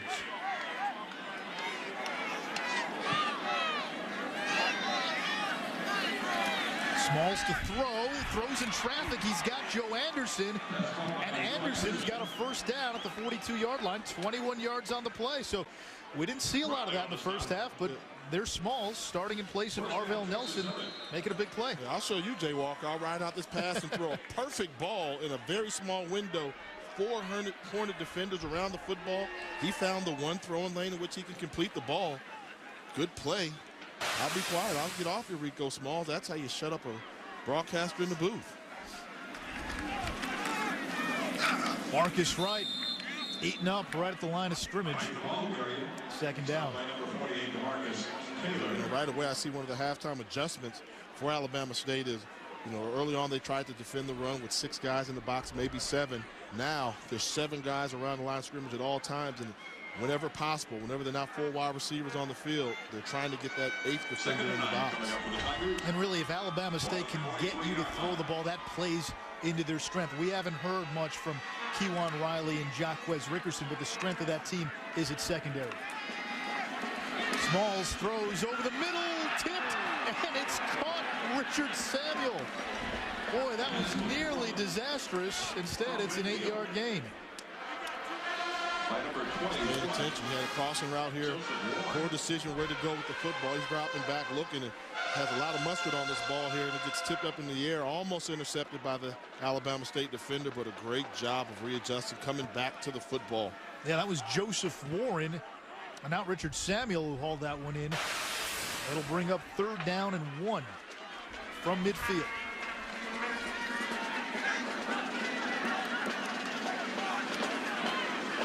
Out of the power eye, that's right. And he goes up the middle of the 45-yard line. It's a first down, gain of 4 yards on the play.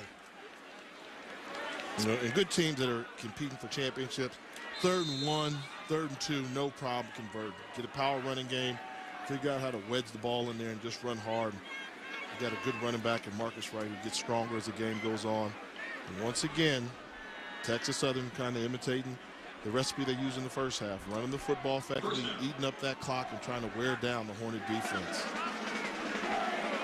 On the ground again, that's the fullback, Randall Newsom.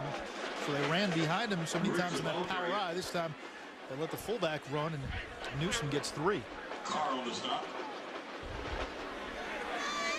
This is the key right now. Once the team crosses midfield, you need your defense to rise to the occasion, make a stop, so they can try and hurry up and get their offense on the field. Look at the disparity between the two teams running the football. The tight end, Kirk Fitzhugh, in motion. This is right, and he's taken down from behind. Nice tackle by Nigel Carr. So they've made some good adjustments defensively. Give credit to Alabama State defensive coordinator Cedric Thornton right now. Yep. Not as easy going for the Tiger offense as it was in the first half. Crowd the line of scrimmage, taking the running lanes, doing some stunts, and basically telling Texas Southern you're going to have to throw the football a couple times in the second half to protect that lead. 3rd and 5, you would say, passing down for most teams. You can't say that with certainty with Texas Southern. Look at the DBs, crowding the line of scrimmage, getting right up in the face of the wide receivers, daring them to throw the football. Yeah, 8 in the box, but Smalls is going to throw. Ball's tipped and incomplete. 4th down. This could get interesting, Anish. If they can keep up that defensive intensity like that. You know, Texas Southern is showing they're not comfortable throwing the football, and Alabama State's trying to make this a passing game. This could be a very interesting second half and make Coach Cole get out of his comfort zone, which he may be doing right now. When these two teams played back in October, a 21-7 Texas Southern victory, Rico Smalls didn't play at all. In fact, Arvell Nelson, who's not playing in this game, only entered the game after halftime. It was Gino Simoni who started the game. They're going for it here on 4th down. Out of the spread, 5 wide receivers. Smalls rolling out. Does he have the corner? And he's going to be very close to a first down. Depends on the spot. And I was going to say, judging by the spot, it looks like he's got the first down. And he does. They changed up their philosophy. They got soft. They went with the pure cover 2 defense, 2 safeties back, 5 guys dropping in coverage. At a certain point, you got to attack the line of scrimmage and force him to throw the football. You know he wants to run the football. Force him to throw. Come on up.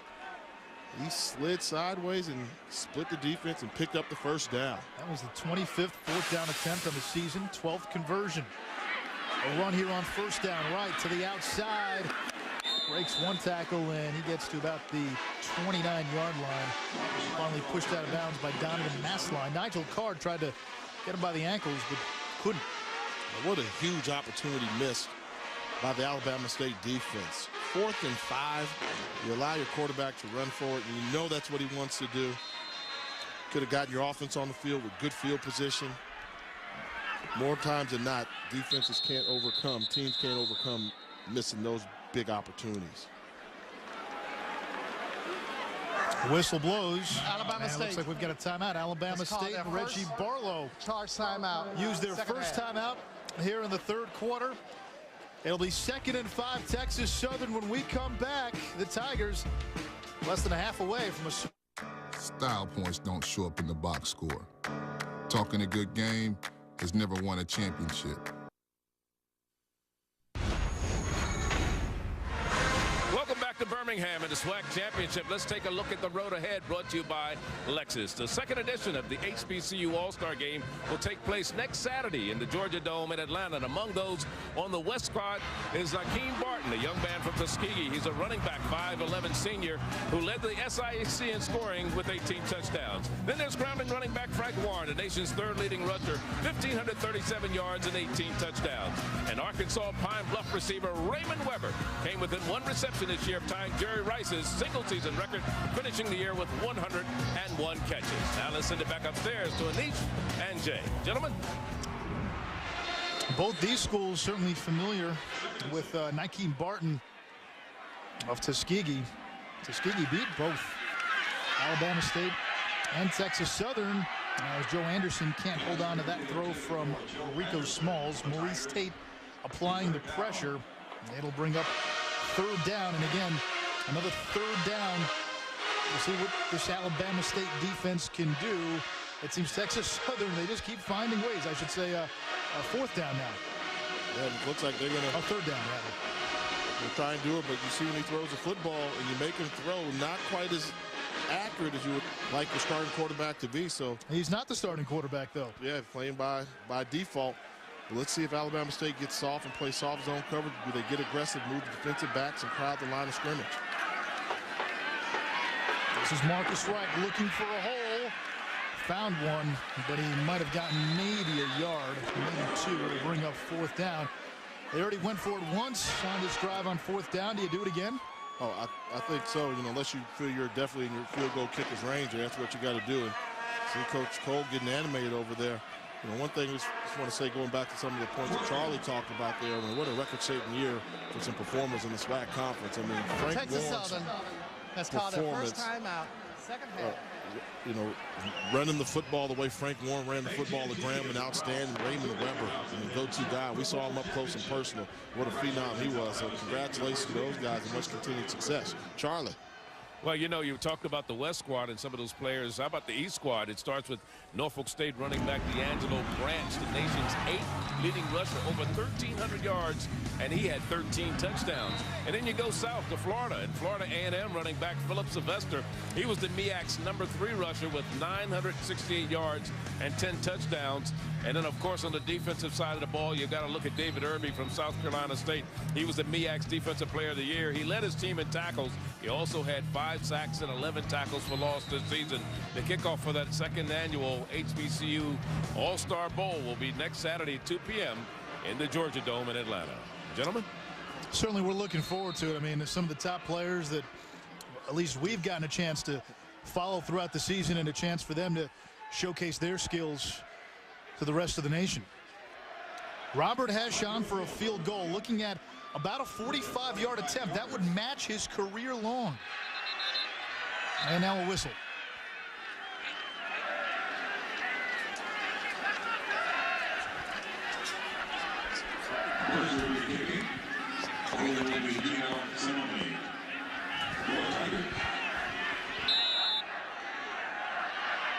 Looks like they had to reset the play clock. So 45-yard attempt. This would match a career long. Hirsch's kick is no good. So a miss from 45, and Alabama State will have pretty good starting field position here in the third quarter when we come back. But the Hornets trail 11-0 in the SWAC championship. Tonight, one college football player will transcend greatness and become a legend. The Heisman Trophy presentation tonight at 8 on ESPN. Could switching to Geico really save you 15% or more on car insurance?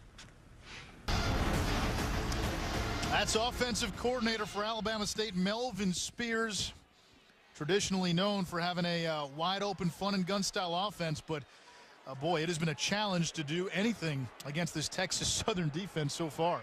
Yeah, he's been very challenging. You know, he's had to adapt. You know, one of the things he gained much success being the offensive coordinator, then head coach at Grambling State when they had Bruce Eugene breaking all those records, FCS records as well. Andrew Pitts. He gets a little bit of room down the sideline on first down. Nice run there by Pitts. 14 yards for the freshman. Well, this is an opportunity for Alabama State. You just got to get some points on the board. You'll see him there. This play's designed to go to the right. Texas Southern over-penetrates, and he's got enough athleticism and vision to get to the outside and pick up the first down. Good start to this second half for Alabama State. It's what you want to do. I mean, just imagine if they just get 3 points, you can put a little bit of pressure on Texas Southern, and maybe they would crack under the pressure. Pitts again. Flag on the play. Came in at the very end. DeJuan Fulgham made the tackle. We've said his name quite a bit today, but let's see what the penalty is. It's against Alabama State. Holding. 77 offense. 10-yard penalty. Replay. First down. It's the right tackle, Kevin Bryant. Hails from Miami, Florida. He transferred from North Carolina. Reggie Barlow says he's a temperamental kid, but he's got a motor when he's on, and he's got a mean streak. I think all good offensive linemen, they got to have a little nasty up there. You do. You got to have a little nasty. And, you know, every play you're going to get beat up. You're going to try and beat somebody up. 2nd and 20 now. Here's the pressure. Dominguez being chased. We got a flag as Dominguez scampers out of bounds. And boy, it feels sometimes like there's 13 or 14 guys on the field for Texas Southern, doesn't it? Holding. Number 70, offense. 10-yard penalty from the previous spot. Replay, first down. And that's the left tackle, Taron Jones.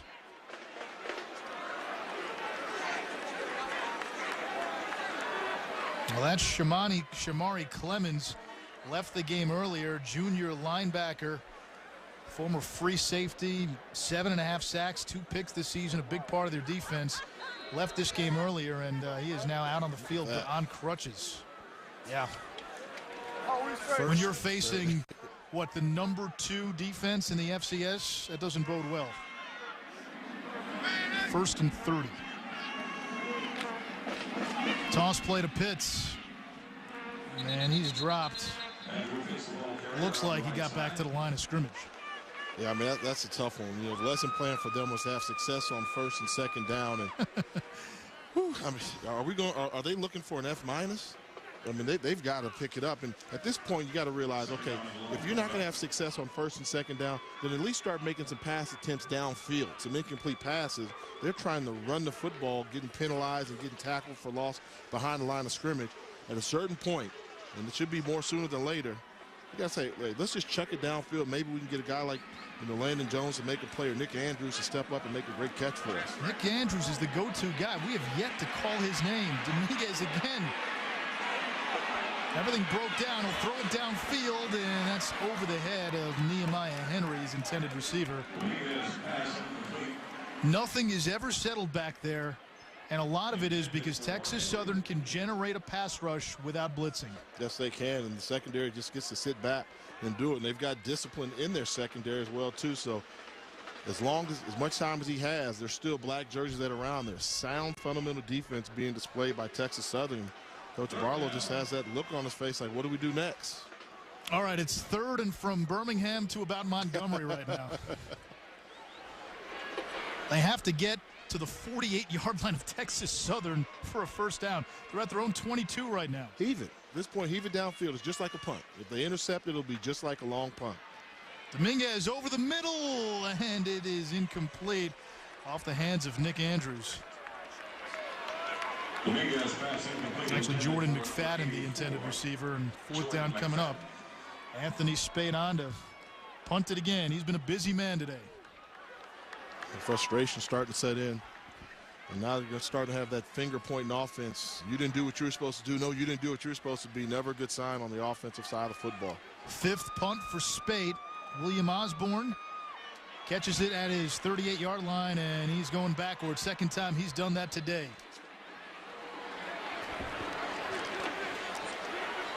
Texas Southern football, and we come back. Johnny Cole and the Tigers with an 11-0 lead here in Birmingham. Attention if you have diabetes. Hello, I'm Alan Thicke. As the father of a child with diabetes, it's important that I keep up to date with the latest in treatments and technology. That's why I'm happy to tell you about a breakthrough in diabetes care through CCS Medical. You don't need to stick your fingers anymore. This new meter allows you to test on your arm, so it's virtually pain-free. Plus, it uses gold test strips. Real laser-etched gold in every strip provides the ideal testing surface for one of the most accurate readings possible. Best of all, CCS Medical can send you this meter at no cost. With CCS Medical, they deliver your diabetes supplies to your home. They work with Medicare or your insurance to process the paperwork. They even have nurses certified in diabetes available to answer questions. And for a limited time, CCS Medical will also send you a diabetes cookbook. All this from a company trusted and recommended by thousands of doctors around the country. Call CCS Medical today. Monday, Ray Lewis and the Ravens make their playoff push against Andre Johnson and the Texans. ESPN Monday Night Football, Ravens-Texans at 8:30. People who have been diagnosed with mesothelioma have many questions. How did I get this disease? What are my treatment options? How will... Great deal. You can tell it's Dell. 11-0 our score. Texas Southern still leading Alabama State here in the SWAC championship. You know, the 2011 edition of the MEAC SWAC Challenge will take place September 4th down in Orlando. And this year, or next year I should say, Prairie View will represent the Southwestern Athletic Conference in the contest, and they'll go up against Bethune-Cookman, who will be representing the MEAC. Meanwhile, the SWAC inducted 6 into their Hall of Fame on Thursday, including former Alcorn women's basketball coach Shirley Walker, who won more basketball games than anyone, 493. Willie Rat McGowan also, who coached baseball at Alcorn for 40 years, won 701 games and 4 SWAC division titles. And, of course, Oil Can Boyd, a baseball player who played college baseball at Jackson State, where he went 20-5 with 6 shutouts and 12 saves before being drafted by the Boston Red Sox. Oil Can Boyd, you remember him? I remember Oil Can Boyd. Had his baseball card, and you know, when you bring up a name like Oil Can, you say, where have all the great nicknames gone? Where have they gone? Did you have any idea Oil Can Boyd went to Jackson State? I did not. I did not until I saw the release earlier this week. Thank you, Charlie. I appreciate that information. Well, you know, I try to keep you updated on what's happening. And he had a pretty good career as a Major League Baseball pitcher. Expos, Red Sox, yeah. Yeah, he pitched 10 years in the majors, and in 1985, he won 15 games for the Red Sox. His career was cut short by blood clots in his right arm, unfortunately. Dennis Oil Can Boyd. And our producer, Brett Walensky, telling us that Oil Can Boyd actually pitched for a semi-pro team in Brockton, Massachusetts after his playing career was over. Something tells me Brett may have gone to a few of those games. 3rd and long here for Texas Southern.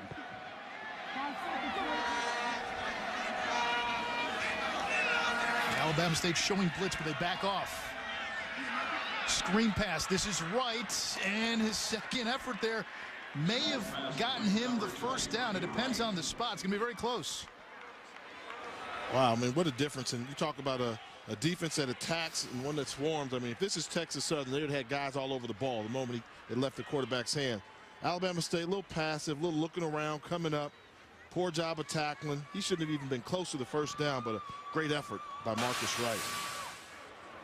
When he caught that ball at least 8 yards from the first down marker and made a guy miss.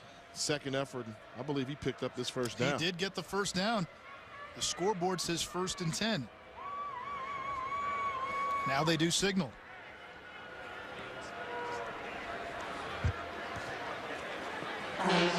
If you're Texas Southern, the way your defense has just dominated this game, you know the strength of Alabama State is its secondary. They have guys back there who can intercept the football, who can run it back. Jaquez Rickerson, Kewan Riley. Why even throw the ball right now? Yeah, that's what they're not doing. They're going to run the ball. I mean, if you look at that last play there, they just had 9 guys around the line of scrimmage, and they ran the football, and they're continuing doing that. Unless Alabama State's going to continue to play with the 9-man box, then they're not going to run the football. And so I think, you know, your point is well taken, and I think that Johnny Cole's very intent on letting his defense win this championship. I was going to say, until your defense shows you that it can't stop Alabama State, even if you got to punt and you got to put the defense back on the field, the Hornets haven't done anything offensively. And right now you should sell out. If you're Alabama State, it's that time in the game where you sell out and you just allow guys to get to the quarterback. Well, they throw there, and how about Joe Anderson fighting for yards?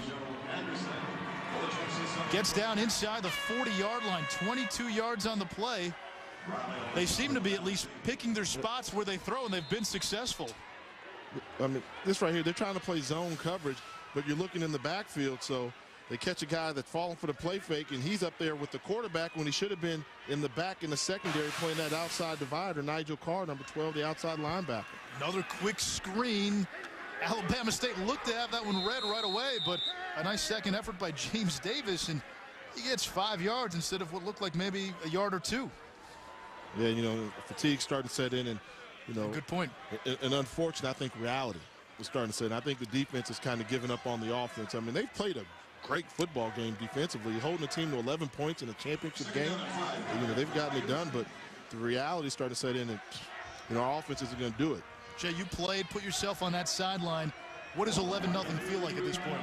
Woo-wee. If you're on offense, you've given up, you got a donut on the board, you're disappointed, you're looking, and you're trying to tell yourself, come on, guys. Because it's only a two-score game in reality, but it doesn't feel that way.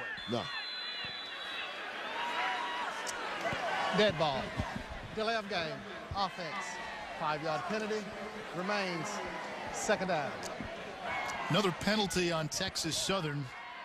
It's really one of the few spots you can nitpick at today. What do we say? They've won in spite of themselves. I mean, most penalized team in the SWAC conference. Most turnovers. Today they put the ball on the turf 4 times, but they're still winning in spite of themselves. It speaks to just how good this defense is, and you got to remember, a few years ago, Texas Southern's defense, one of the worst in the country. This is Marcus Wright.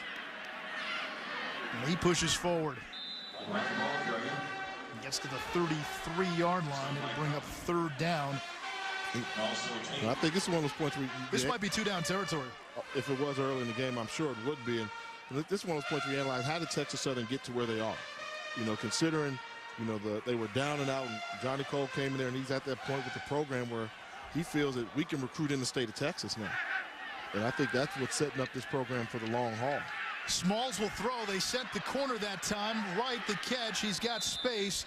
It looks like he's going to be just shy of the 1st down. Again, it'll depend on the spot. But as you alluded to earlier, clearly 4-down territory. You know, and considering how short they came up with that last field goal attempt, they'll be going for it again. And the good thing about this is, you know, you got a team that runs the ball, you expect to convert. 4th and a yard. Smalls dives forward. But a timeout by Alabama State before the play. You saw the Hornets shuffling out players, trying to get the right personnel on the field, and Texas Southern trying to catch him off guard. It's called their second charge, timeout.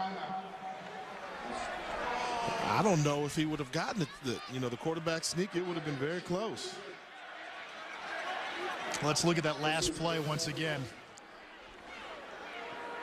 Trying to substitute personnel, and Texas Southern sees this.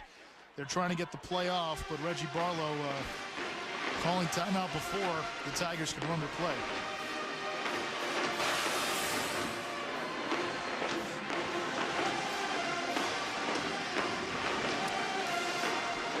Well, you have set your DVRs, and if you haven't, that means you're watching live. Tonight, one college football player will transcend greatness and become a legend. Can Oregon's sensational sophomore LaMichael James bring home the game's most prestigious award, or will it be Stanford's Andrew Luck or Boise State's Kellen Moore? And then, of course, there's Auburn's dynamic dual threat, Cam Newton. It's the Heisman Trophy presentation presented by Nissan. It's on ESPN tonight at 8 Eastern. Cam Newton, the heavy front runner going in, but again, sometimes at the voting, you never know how people will vote depending on what has gone on off the field, even though a lot of that really hasn't been traced back to Cam Newton. And I have to give Cam Newton credit for this. Had that interview with Chris Fowler the other day. He came off very well, very polished, very confident. And we got another timeout, this time Texas Southern. To follow up on that point there, as Texas Southern takes a timeout, if there were no smoke, let's say, I don't think it's close. It'd probably be the biggest That's called their second timeout. Runaway victory for the Heisman. He would be competing for the largest margin of victory. Yeah, O.J. Simpson currently holds that distinction. Was there, but because there's plenty of smoke, I think that the race will be a lot closer than people think. You bring up a point, plenty of smoke, but so far no fires. So far no fires. And nothing has really been proven. The NCAA, they suspended him for a day, then he was reinstated. And it's one way. I think the worry more is long term. Long term. Do you give him the award? Is there concern maybe that you could have a Reggie Bush type scenario manifest itself in a year or 2 years or down the road? But is it fair to keep somebody from an award when you're looking at a what if scenario? 4th down here for Texas Southern. Big play in the game. Marcus Wright up the middle. I'm not sure he got it. Alabama State's defense looks to have held Texas Southern. Good job there by the Hornet defense to not allow the second effort exerted by Marcus Wright to get him to the 1st down, to make it close where they're going to have to measure and get the spot. Yeah, to eyeball it here, I'm not sure they got it. They might be a full yard or so short. Well, they took that hold there. He was running into the back of the jersey. Then Jimmy Daniels helping to bring him back. No forward lean was allowed. Marcus Solomon. And remember earlier asked me, what's it like as a quarterback when you're there and you've got 0 on the board? Well, when your defense makes a play like that, that's when you know the defense is walking off the field and they're telling the offense, get your act together now. Now let's go out here and play ball. Maybe that can be the spark that just kind of increases a sense of urgency for this Alabama State Hornet offense to get something going. Yeah, they will measure. It looks to be, yeah, it's almost a full yard short. So Reggie Barlow fired up. Alabama State, really the momentum hasn't been in their favor all afternoon. Has he said one pleasantry to the officials all afternoon? Well, you know, in Reggie Barlow's defense, we talked about this off camera at halftime, half joking. It seems every bounce in this game has gone Texas Southern's way. They fumbled 4 times. They only lost it once. The one time they lost it, they got 2 points out of it. Yeah. They'll run on first down. Andrew Pitts lost the ball. Hornets do recover. Yikes. Because at the end of this carry, you'll see Pitts here looking for some running room. Fulgham. Good tackle, helmet on the football. Ball normally comes loose, becomes dislodged, but good job by Pitts of recovering his own fumble. No gain on the play, and Jay, 9 plays now for no gain or negative yardage for Alabama State in this ball game. Texas Southern going to bring pressure with the blitz. Opportunity for a big play if you can find an open receiver. Here they come, and down goes Dominguez. DeJuan Fulgham, the SWAC Defensive Player of the Year. 4 sacks in this game for Texas Southern. They lead the nation in that department, now 46 on the season. They got blitz. That's what they want to do. They want to bring pressure from Fulgham. Coming right here, going right up the gut, finding the quarterback, disrupting, just swam by the attempted block by Darius there. But that's when you got to know when they've got safeties that close to the line of scrimmage and you got some guys running vertical routes down the field, take a chance. Yeah. You're not going to be able to run against 9 defenders that close to the line of scrimmage. You've got to throw the football. Is this not the story of the game, 3rd and long for Alabama State? The story of the season for Alabama State. Dominguez again under heavy pressure, and he goes down. 5 sacks now for Texas Southern. LeGron Shields. He's shot. He's worried about the stats. He threw the interception earlier, and he hasn't been the same quarterback since. And now he's worried about throwing another interception. You know, season's on the line. You can't worry about what your stat sheets look like. You're throwing less than 30%. Throw the football downfield. You can't take those sacks against that type of defensive front. You see Melvin Spears kind of letting them know. 3 quarters in the books. It's a SWAC championship that so far has been dominated by Texas Southern's defense. The Tigers are a quarter away.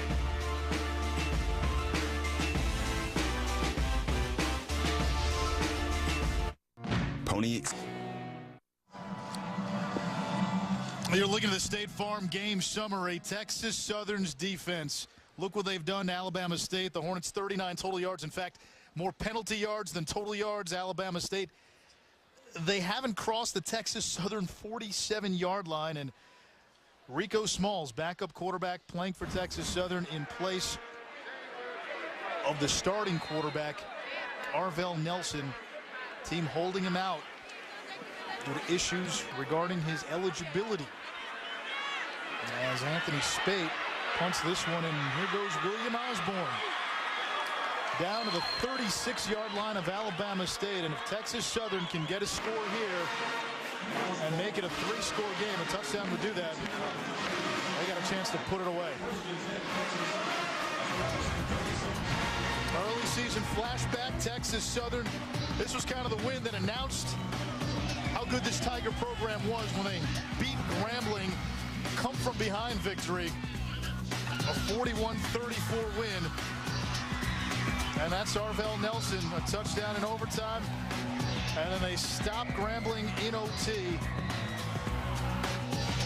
That was a game where their defense wasn't as good as they normally were, but boy, 41 points on Grambling, and they announced themselves, hey, we're a contender and we're a player in the SWAC. Yeah, and I mean, Grambling, you know, that's Grambling's motto for the year was we're taking the SWAC back. They can't seem to get it out of Houston. Rico Smalls going backwards there, and lucky to get rid of it. Second down, Kinjay Cotton applying pressure. Last season, it was Prairie View A&M that won the SWAC. The Western Division, knocking Grambling off the throne. Well, Grambling focused on Prairie View, but they forgot about Texas Southern. Texas Southern keeping the SWAC West title in the state of Texas. The SWAC has had 6 different conference champions the past 7 years. Give you a little history lesson. From 1977 to 2003, a 27-year span, Jackson State, Grambling, and Southern won 24 of the conference titles. So we're starting to see more parity in the league. That's how you measure. That's how you measure the program. If you want success in the SWAC program, it's how do you compare against Grambling, Jackson State, and Southern University? You see, Prairie View took them a while to get it done.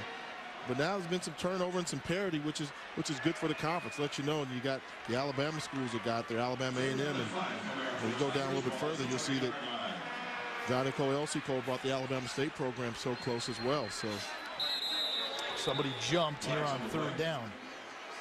I'm just amazed at watching the SWAC conference change. It used to be a very pass-happy conference. The conference of Jerry Rice, everybody threw the football up and down the you don't field. see too many guys putting up big passing numbers anymore. And now the teams that are winning are beating you up in the trenches. And I think that credit goes to. There's no foul on the play. Legal substitution on the defense. Third down.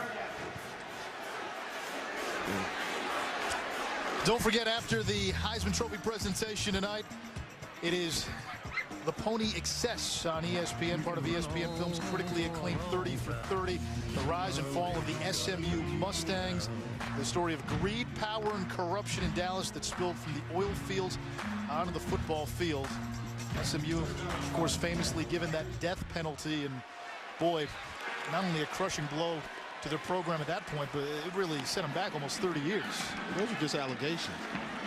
I guess you get the death penalty, it's proven allegations. I think they found a few things, Jay. They did, and what's not looking good here is the downpours that were expected for the area starting to come now for Alabama State to rain on their parade. Yeah, the skies have let out some rain here with 13:40 to go in the fourth quarter. A fourth down coming up for Texas Southern, and they'll bring out Francois Ejiofor to punt it. When these two teams played in October, boy, it was Ejiofor. He had a terrific game punting the football. A couple of punts inside the 2-yard line, and if he pins Alabama State deep, I mean, that would almost be like getting a score. The way their defense is playing and going after it. And I think that's what they're going to try and do here. Delay a game penalty right here, though. But keep in mind, once it starts to rain and the weather, you do have to not be as aggressive as you would be in typical conditions, because guy slips and falls down, that could turn this momentum of the game around. Delay of game. Offense. 5-yard penalty. Remain fourth down. Jay, is it fair to say for Alabama State to have a chance, and we say that knowing full well it's only a 2-score game, but they haven't been able to move the football, they're going to need a big play from defense or special teams? Yes, they are.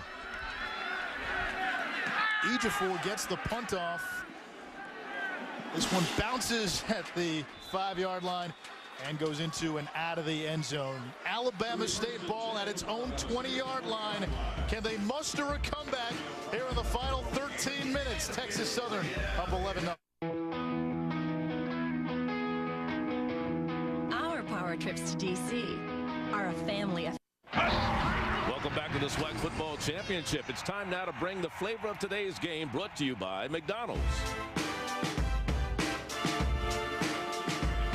Bring it in, lay it out, time to win. Tell them what you about, HBCU, till we go, see you, leave you on the ground. I wouldn't want to be you either. Me act SWAC, leave you at a whack. If we run you off the field, so you never coming back. Breathe HBCU, till we go, see you, leave you on the ground. That was McDonald's. Food brought the flavor.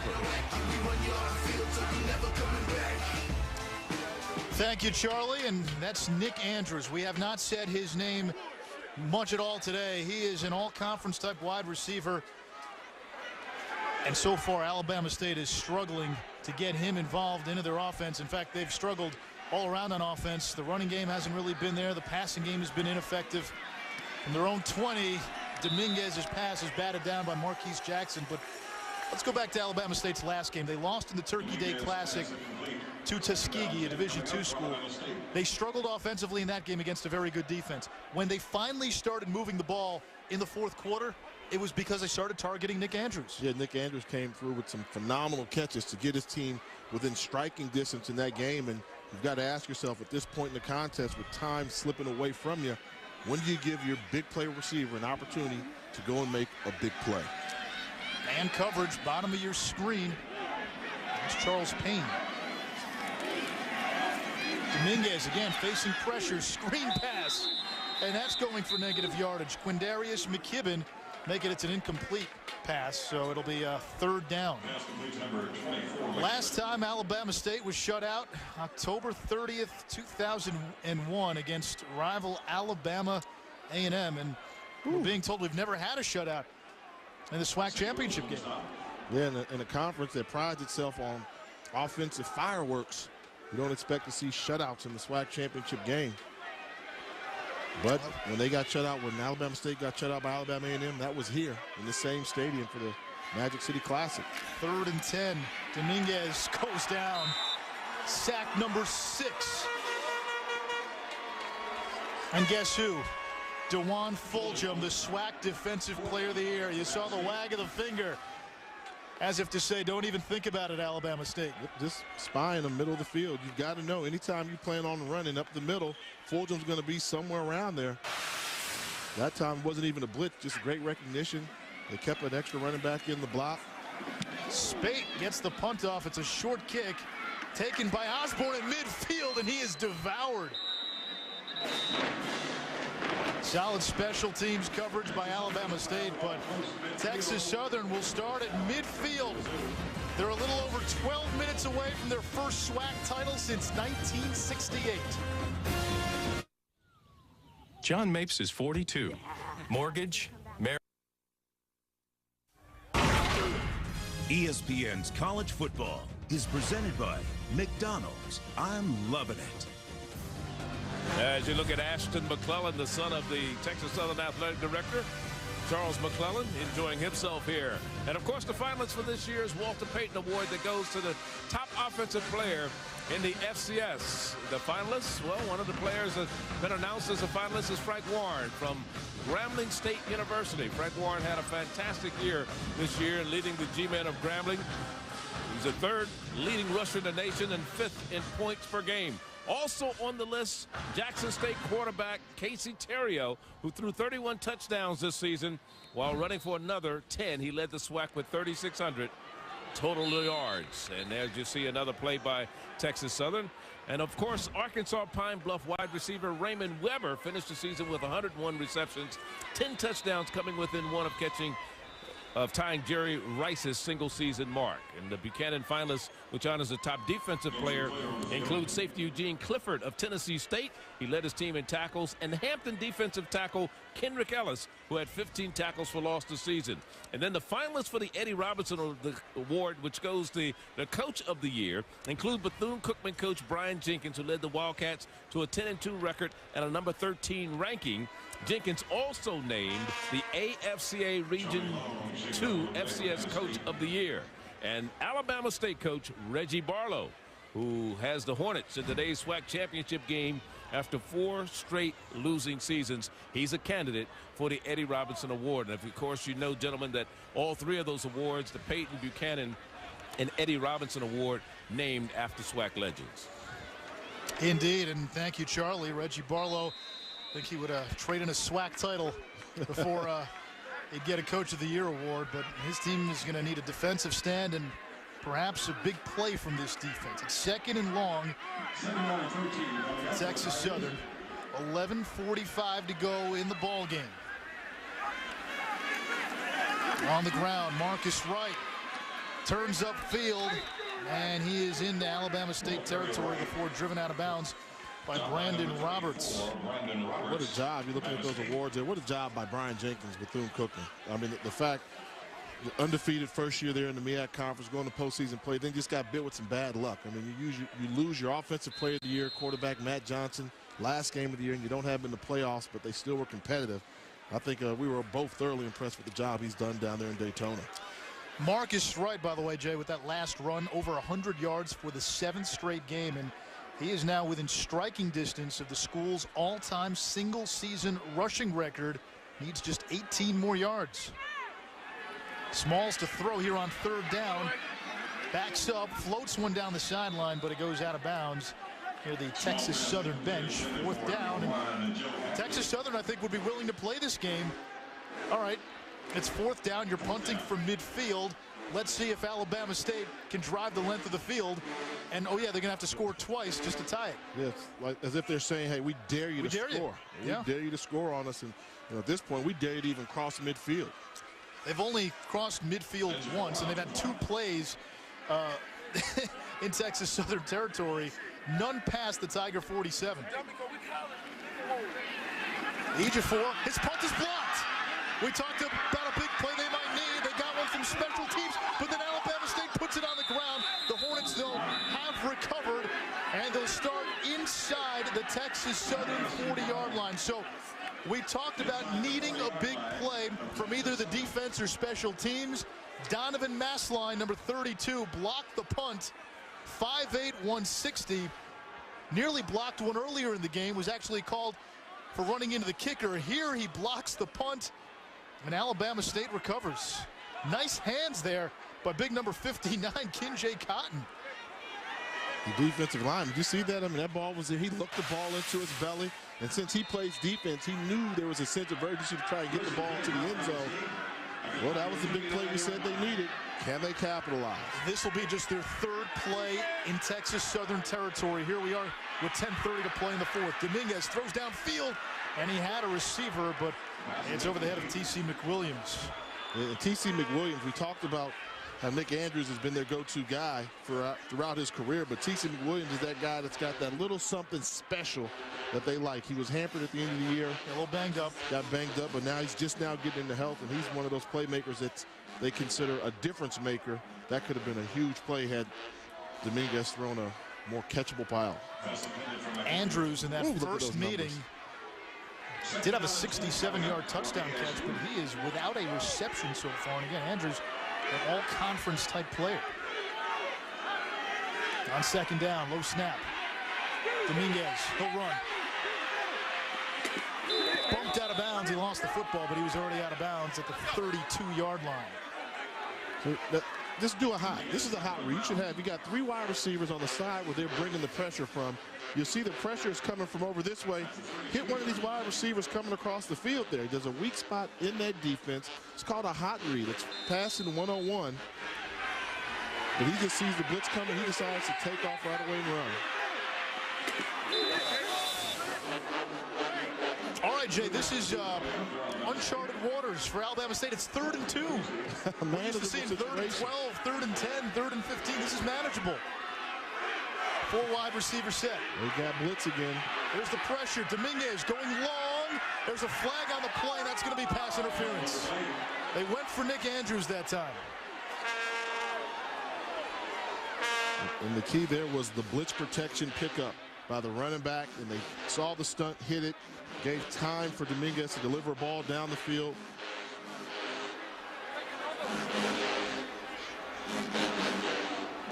Interference. Number 45, defense. 15 yards from the previous spot. Automatic, 1st down. That's the safety, Jerome Thomas, true freshman, and he got caught. You know, anytime you get a wide receiver lined up one-on-one against a safety, advantage to the offense, especially when it's your go-to wide receiver. So schematically, they won the chess match there. They anticipated the pressure from Texas Southern. They blocked it, protected it, and got a one-on-one matchup. And Jay, now they're in the red zone. Ball's at the 17. Now they're in field goal range. You even get 3 here. It's a 1-score game. Yes, it is. And if you score a touchdown, you really scare the daylights out your opponent. McKibben got a yard. 2nd down. Alabama State opened the season with 3 straight wins when they beat Prairie View A&M on the road. That really opened some eyes. And people thought, well, maybe this team is for real. Then they lost 3 straight. One of those 3 losses, the middle game, was to Texas Southern. Bounced back with 4 wins in a row. before losing the regular season finale of the Turkey Day Classic to Tuskegee. You give credit, those 4 wins in a row were must-win games. They knew if we lose another game for the rest of the season, our season is over. They won those games they had to win at the end of the year. Andrews in motion. On second down, here's Dominguez. Throws near sideline over the head of his intended target. Nehemiah Henry, the freshman, was who he was looking for. Henry's a guy that head coach Reggie Barlow told us will break every record before he's done. He's a young kid, lots of potential. And Reggie Barlow, he's a wide receiver. He knows a wide receiver when he sees one. There's some big expectations placed on that young man, but I think it all starts with he's got to find a quarterback that he can develop some chemistry with. They really haven't had one since Tavares Jackson. Empty backfield here on third down. Tim Clark into the game. Dominguez has time. Throws. And he wide open. Charles Payne was wide open. They just floated it over his head. So fourth down, and now we'll see Andrew Lyons, the kicker, come on. And boy, this is going to be a crucial field goal attempt. I mean, look how wide open the receiver is. You've got plenty of time. Settle down in the pocket. Nobody within 5 yards from him. First down and then some.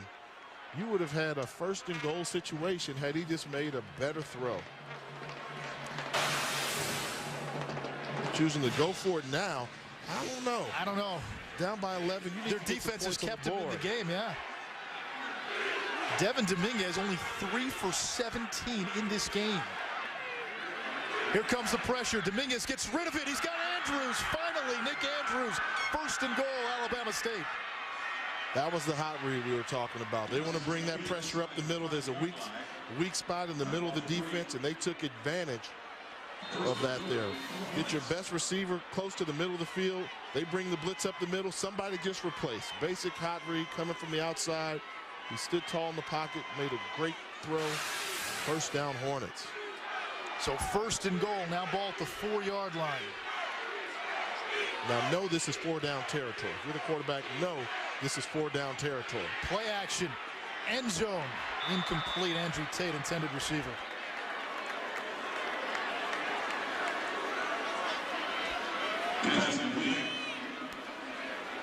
This possession very well could be the game if Alabama State can't get any points.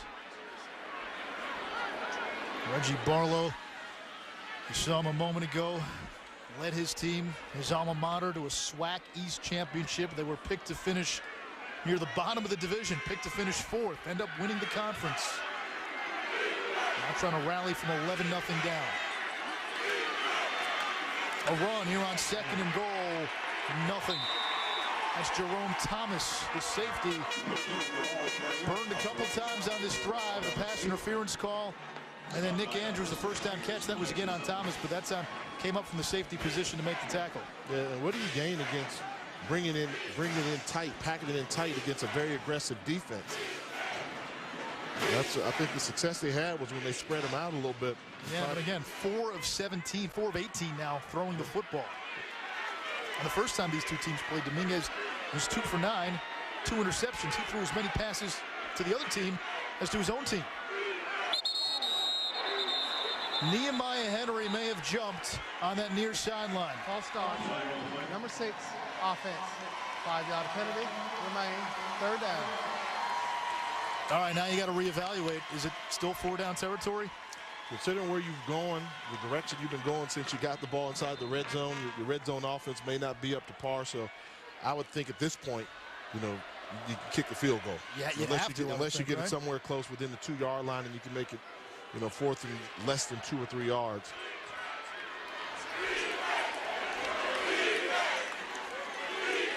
Five wide here on third and goal.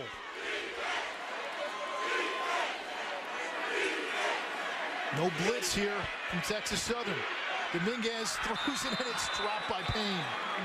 No blitz by Texas Southern, but Dominguez acted as if it was a blitz. He had plenty of time to let the play develop and route go. Pocket was forming. He just got antsy. I mean, they're just bringing 4 linemen. There's a pocket there. Just stand tall in the pocket, make a read. receiver would have been well short of the end zone in the first down. Well, we're not seeing the field goal unit, Jay. I mean, what do you make of this strategy? No faith in the kicker, so laying it all on the line. Andrew Lyons 8 for 15 this season, but they'll like to go for it. 4th and goal. It's a 2-score game. 3 points would help, but they're going for 6. They need a touchdown in the end zone, incomplete. Andrews wants a flag. I don't see any laundry. It is going to be Texas Southern football.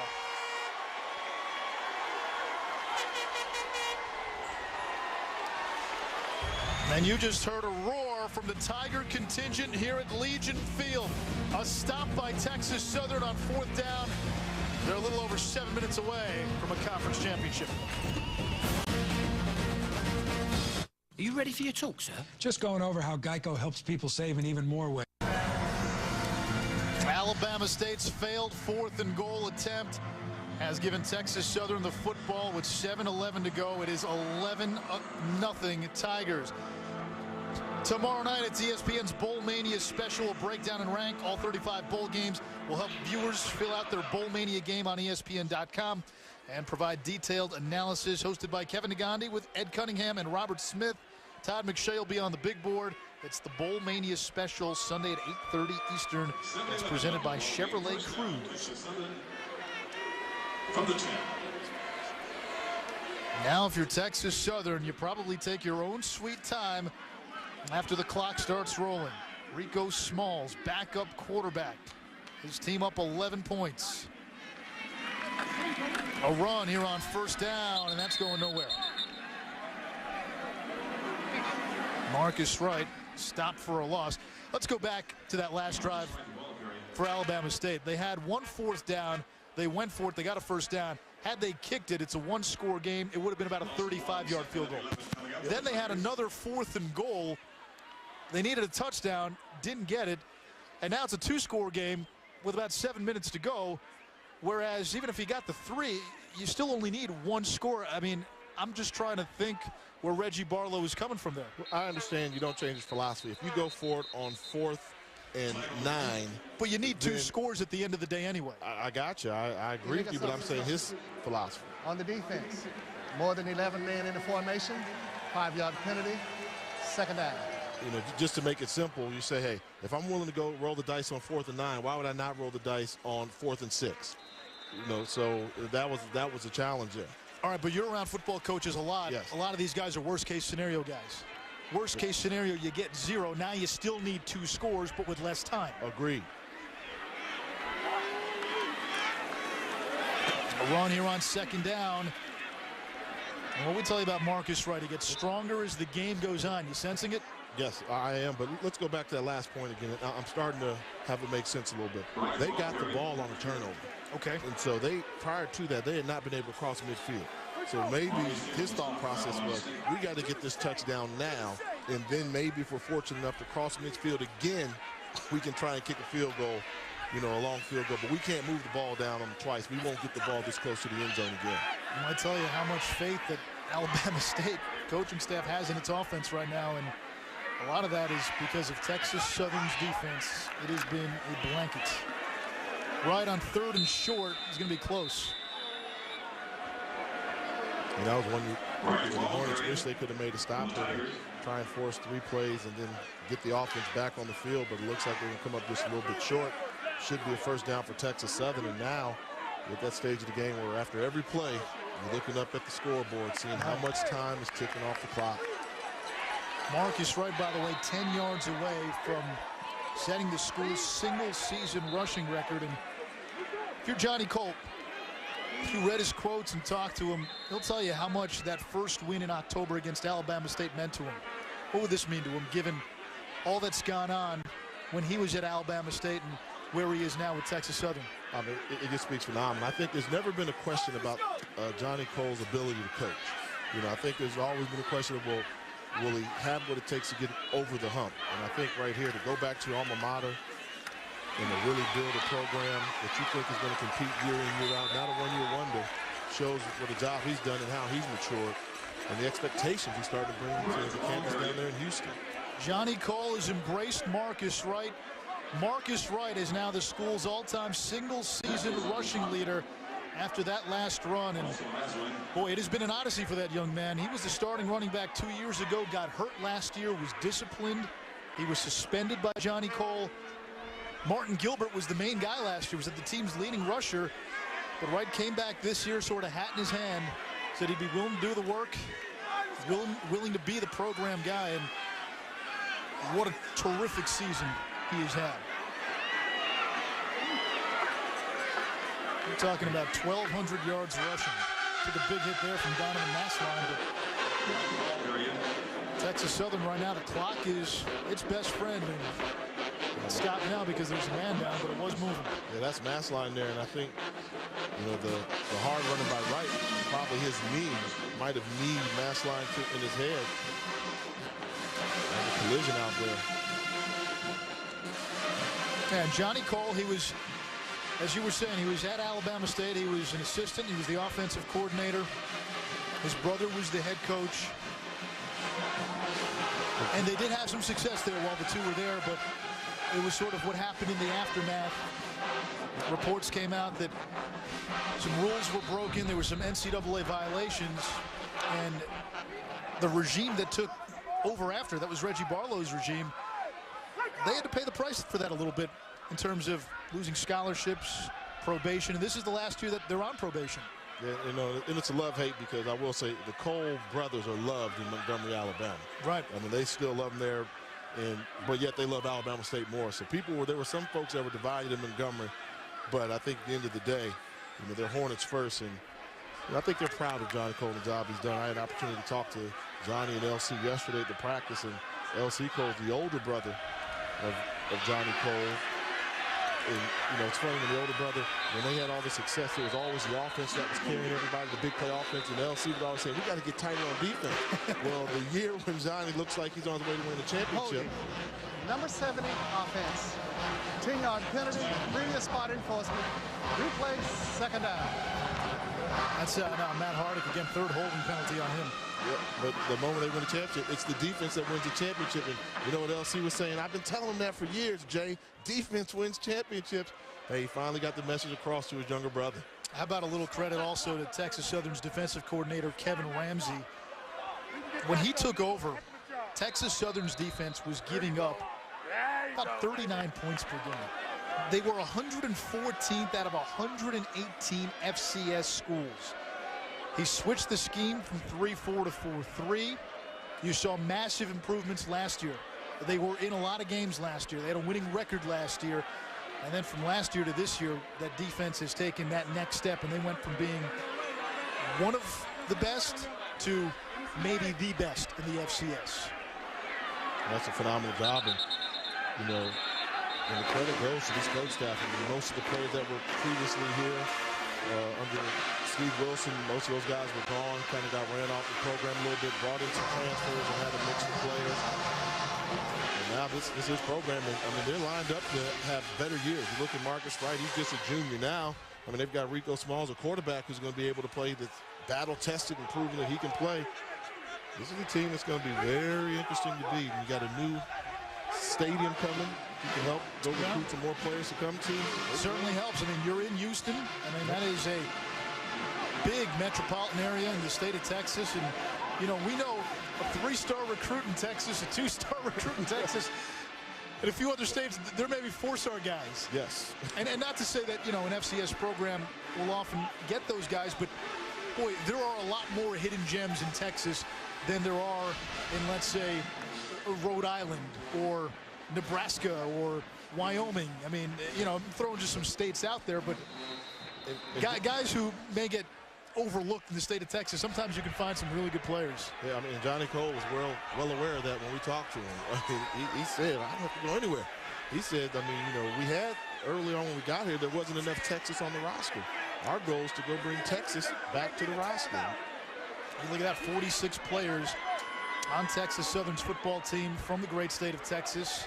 Still 9 from California and 8 from Florida. And you know, Johnny Cole, he coached in some other places where he's got some ties, and you saw, you know, some Louisiana and Ohio in there as well. Got a kid from New York on the team.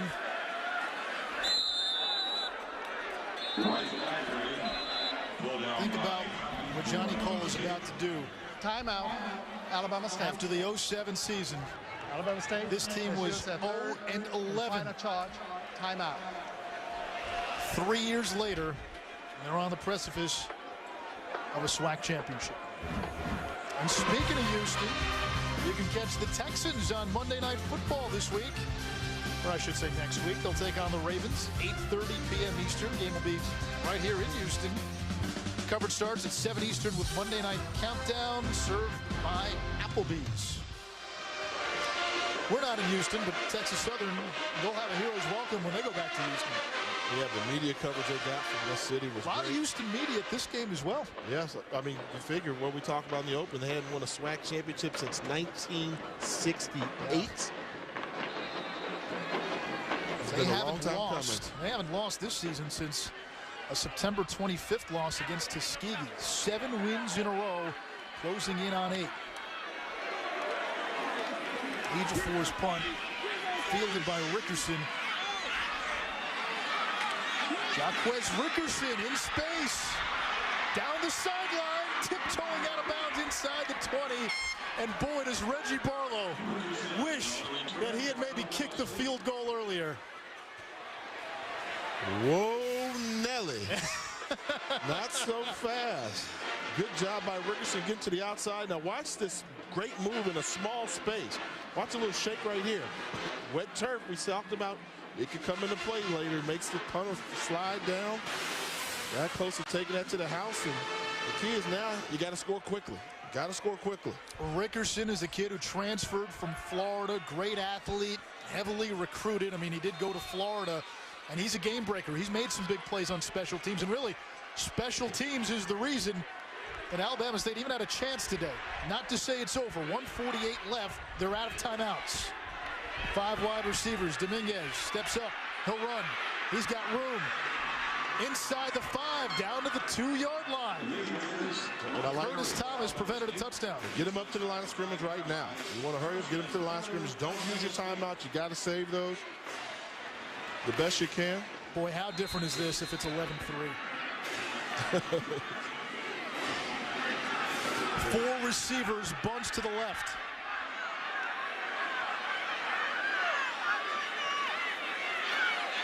Dominguez under pressure. Throws, touchdown, T.C. McWilliams.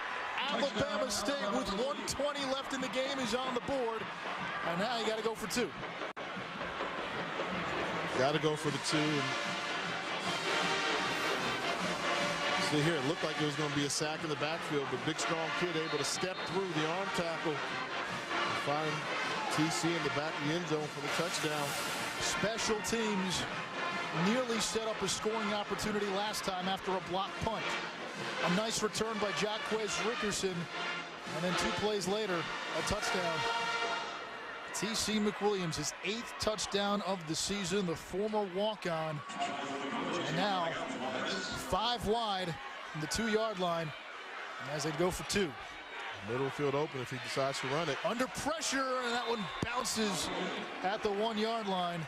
Incomplete. And now, I imagine you got to resort to the onside kick. Bringing the blitz, the pressure, unblocked guy. You got to get rid of that ball hot. That's Rashad Gaines there putting a big stick on Dominguez. The one advantage that Texas Southern's coaches told us that they have is they've got linebackers who are so versatile. They can come after the quarterback, they can get to the quarterback, create pressure. But when teams go 4 or 5 wide and spread them out, a lot of these guys are converted safeties. So they can guard slot receivers, and you don't have to substitute players out, and you don't have to worry about changing personnel to match up with what the offense is doing. And another key is they don't have to cover those guys in coverage for too long because you know the defensive line is going to apply pressure. So you can kind of anticipate some routes.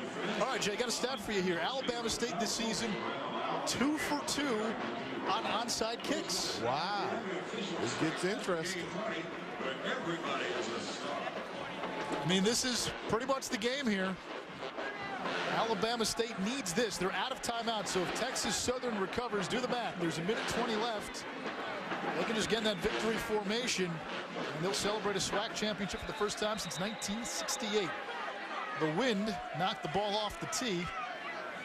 They'll have to tee it up again. Andrew Lyons, Jr. from Panama City, Florida. He's the man, the golden shoes.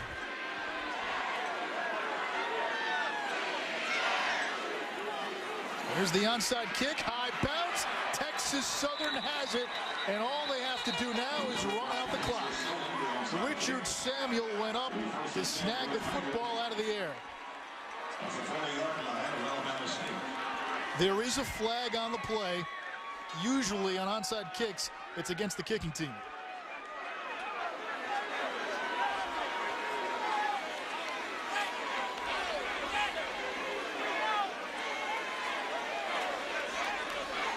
Game on the kicking team.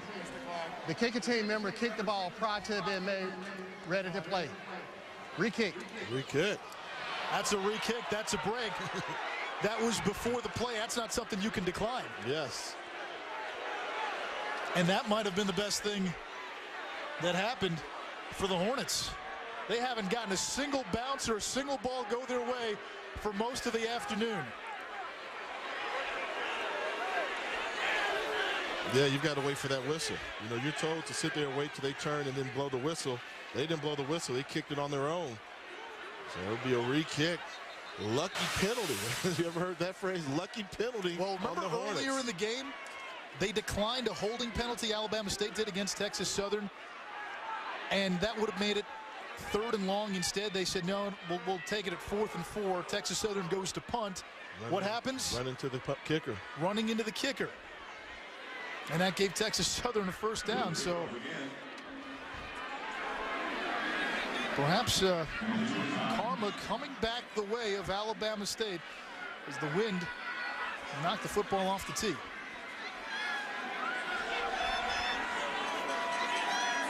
Now wait for the official to signal ready.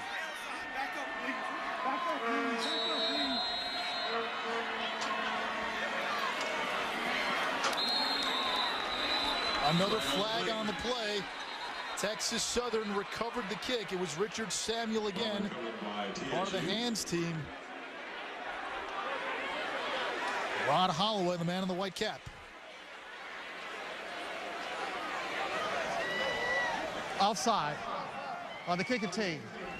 5 yards will be added to the spot of recovery. First down, Texas Southern. Johnny Cole. 1:14 left in the ball game. That's got to feel good for him. At his alma mater, turning a program around that was 0-11 when he took over after the 07 season. In fact, Texas Southern, you look at their history. From 2001 to 2007, they won a total of 16 games. They had only 4 wins from 04 to 07. And Johnny Cole, the man, he has his share of critics, but he produces results. Oh, got the cameraman in there. Don't get too close. That cold water never felt so good. And you can tell by the passion he had when they finally beat Grambling just to get to this game, what it meant to him. And then to come in here and take care of business feels that much greater.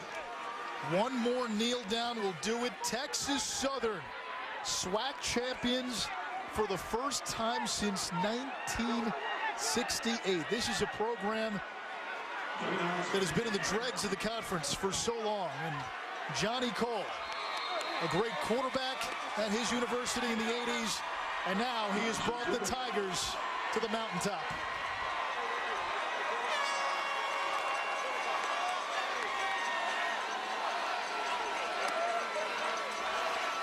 Texas Southern University. With Georgia.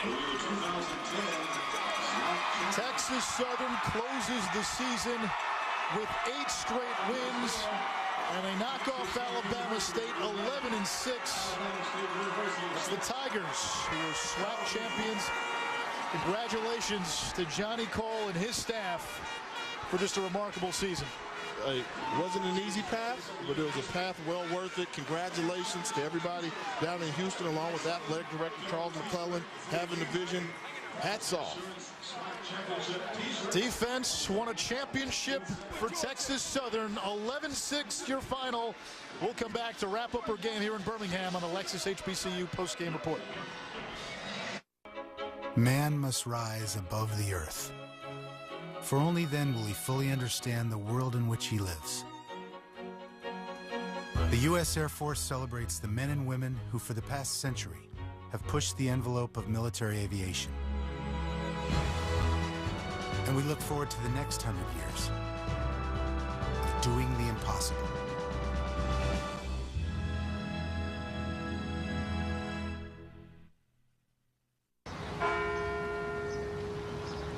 All right, agents, what do we got? An older guy picked up a young girl at a local bait shop, wanted to impress her, so they went for a spin. Too much throttle coming out of a figure eight, lost control, ramped off a dock, ended up in a tulip poplar. Okay. I'd suggest adding a watercraft policy to their overall insurance plan. One that includes collision and passenger liability. Very good. Moving on. We are insurance. We are farmers. Bum, ba, bum, bum, bum, bum. Welcome to the HBCU post-game report brought to you by Lexus. Our final score here in the SWAC Championship, Texas Southern 11, Alabama State 6. Johnny Cole celebrating a SWAC championship at his alma mater. First SWAC title for Texas Southern since 1968. There's that old adage, defense wins championship. This Texas Southern defense dominated all season, and boy, we saw maybe their best effort this afternoon. 6 sacks, an interception. Alabama State couldn't do anything. I mean, in a championship game, to make a team so one-dimensional is phenomenal. You know teams want to come in and show offensive balance. They eliminated everything. And with the backup quarterback, as their quarterback, they knew they had to be more aggressive. They rose to the occasion. Rico Small started at quarterback for Texas Southern. The backup, Arvell Nelson, couldn't play according to the university. Yeah, right away, you know, they established control of the line of scrimmage, getting there with the 4-man rush, eliminating the running game, and then allowing their all-conference linebacker defensive player of the year, Fulham, to get involved and make tackles for losses behind the line of scrimmage. They had Alabama State puzzled all game, muzzled. They couldn't do anything, barely allowing them to cross midfield only on 2 occasions. Jay, look at the stats. Alabama State held under 100 total yards, 72 total yards. Time of possession, it felt that the Hornets never had the football. Texas Southern, more than 41 minutes, unheard of. 18 first downs to 7, and you look at the sacks. Texas Southern led the nation with 6 sacks, or in sacks. They had 6 in the SWAC championship. Let's go down on the field and Charlie Neal. Charlie. Well, one of the things that Coach Cole just said to me is, you know how long I've been waiting to talk to you? 24 years. You never won the SWAC championship as a player. What does it mean now that you've won it as a coach? It's great. It's even better as a player because, you know, we hadn't won in football for so long. Winning today is the best record since 1956. And winning this championship, the first outright, it's even sweeter. This is very sweet. It's for our alumni, it's for our community, and, you know, we just going to enjoy it. Talk about Rico Smalls and what he was able to accomplish today, being that Arvell Nelson was not able to play. Rico he's a warrior. I mean, the guys, you know, they come around. He's our future. You know, what a better game to start. You know, he's 1-0 in his career at Texas Southern University. We had all the confidence in the world that he could get it done. All right, well, congratulations, Coach of the Year, SWAC champion, first time since 1968. Let's send it back upstairs to Nathan J. This is the voice of black college football. Thank you. Oh, that's tremendous. I mean, Johnny Cole, I'd rather you not. I'd rather you not. It's a great moment down there for Johnny Cole. I mean, you saw how excited he was to talk to Charlie and finally get his hands on that trophy. And again, I think you have to remember the tradition and the history of Texas Southern. This isn't, you know, one of the SWAC powerhouses. This is a program that has been searching and searching for a long time. And he's paid his dues. Been an offensive coordinator for years within the black college community. His second job as a head coach, and to go ahead and have success at your alma mater makes it that much sweeter. Job well done, and he changed his philosophy to show that he's more than just an offensive coach. He can coach great defenses too. That was your Lexus HBCU post-game report. For Charlie Neal, for Jay Walker, I'm Anish Shroff. It has been a pleasure. Texas Southern, your SWAC champ, 11-6, the final here in Birmingham. Coming up next, it's the 2010 National Finals for Rodeo from Las Vegas. This has been a presentation of ESPN, the worldwide leader in sports. So long from Alabama.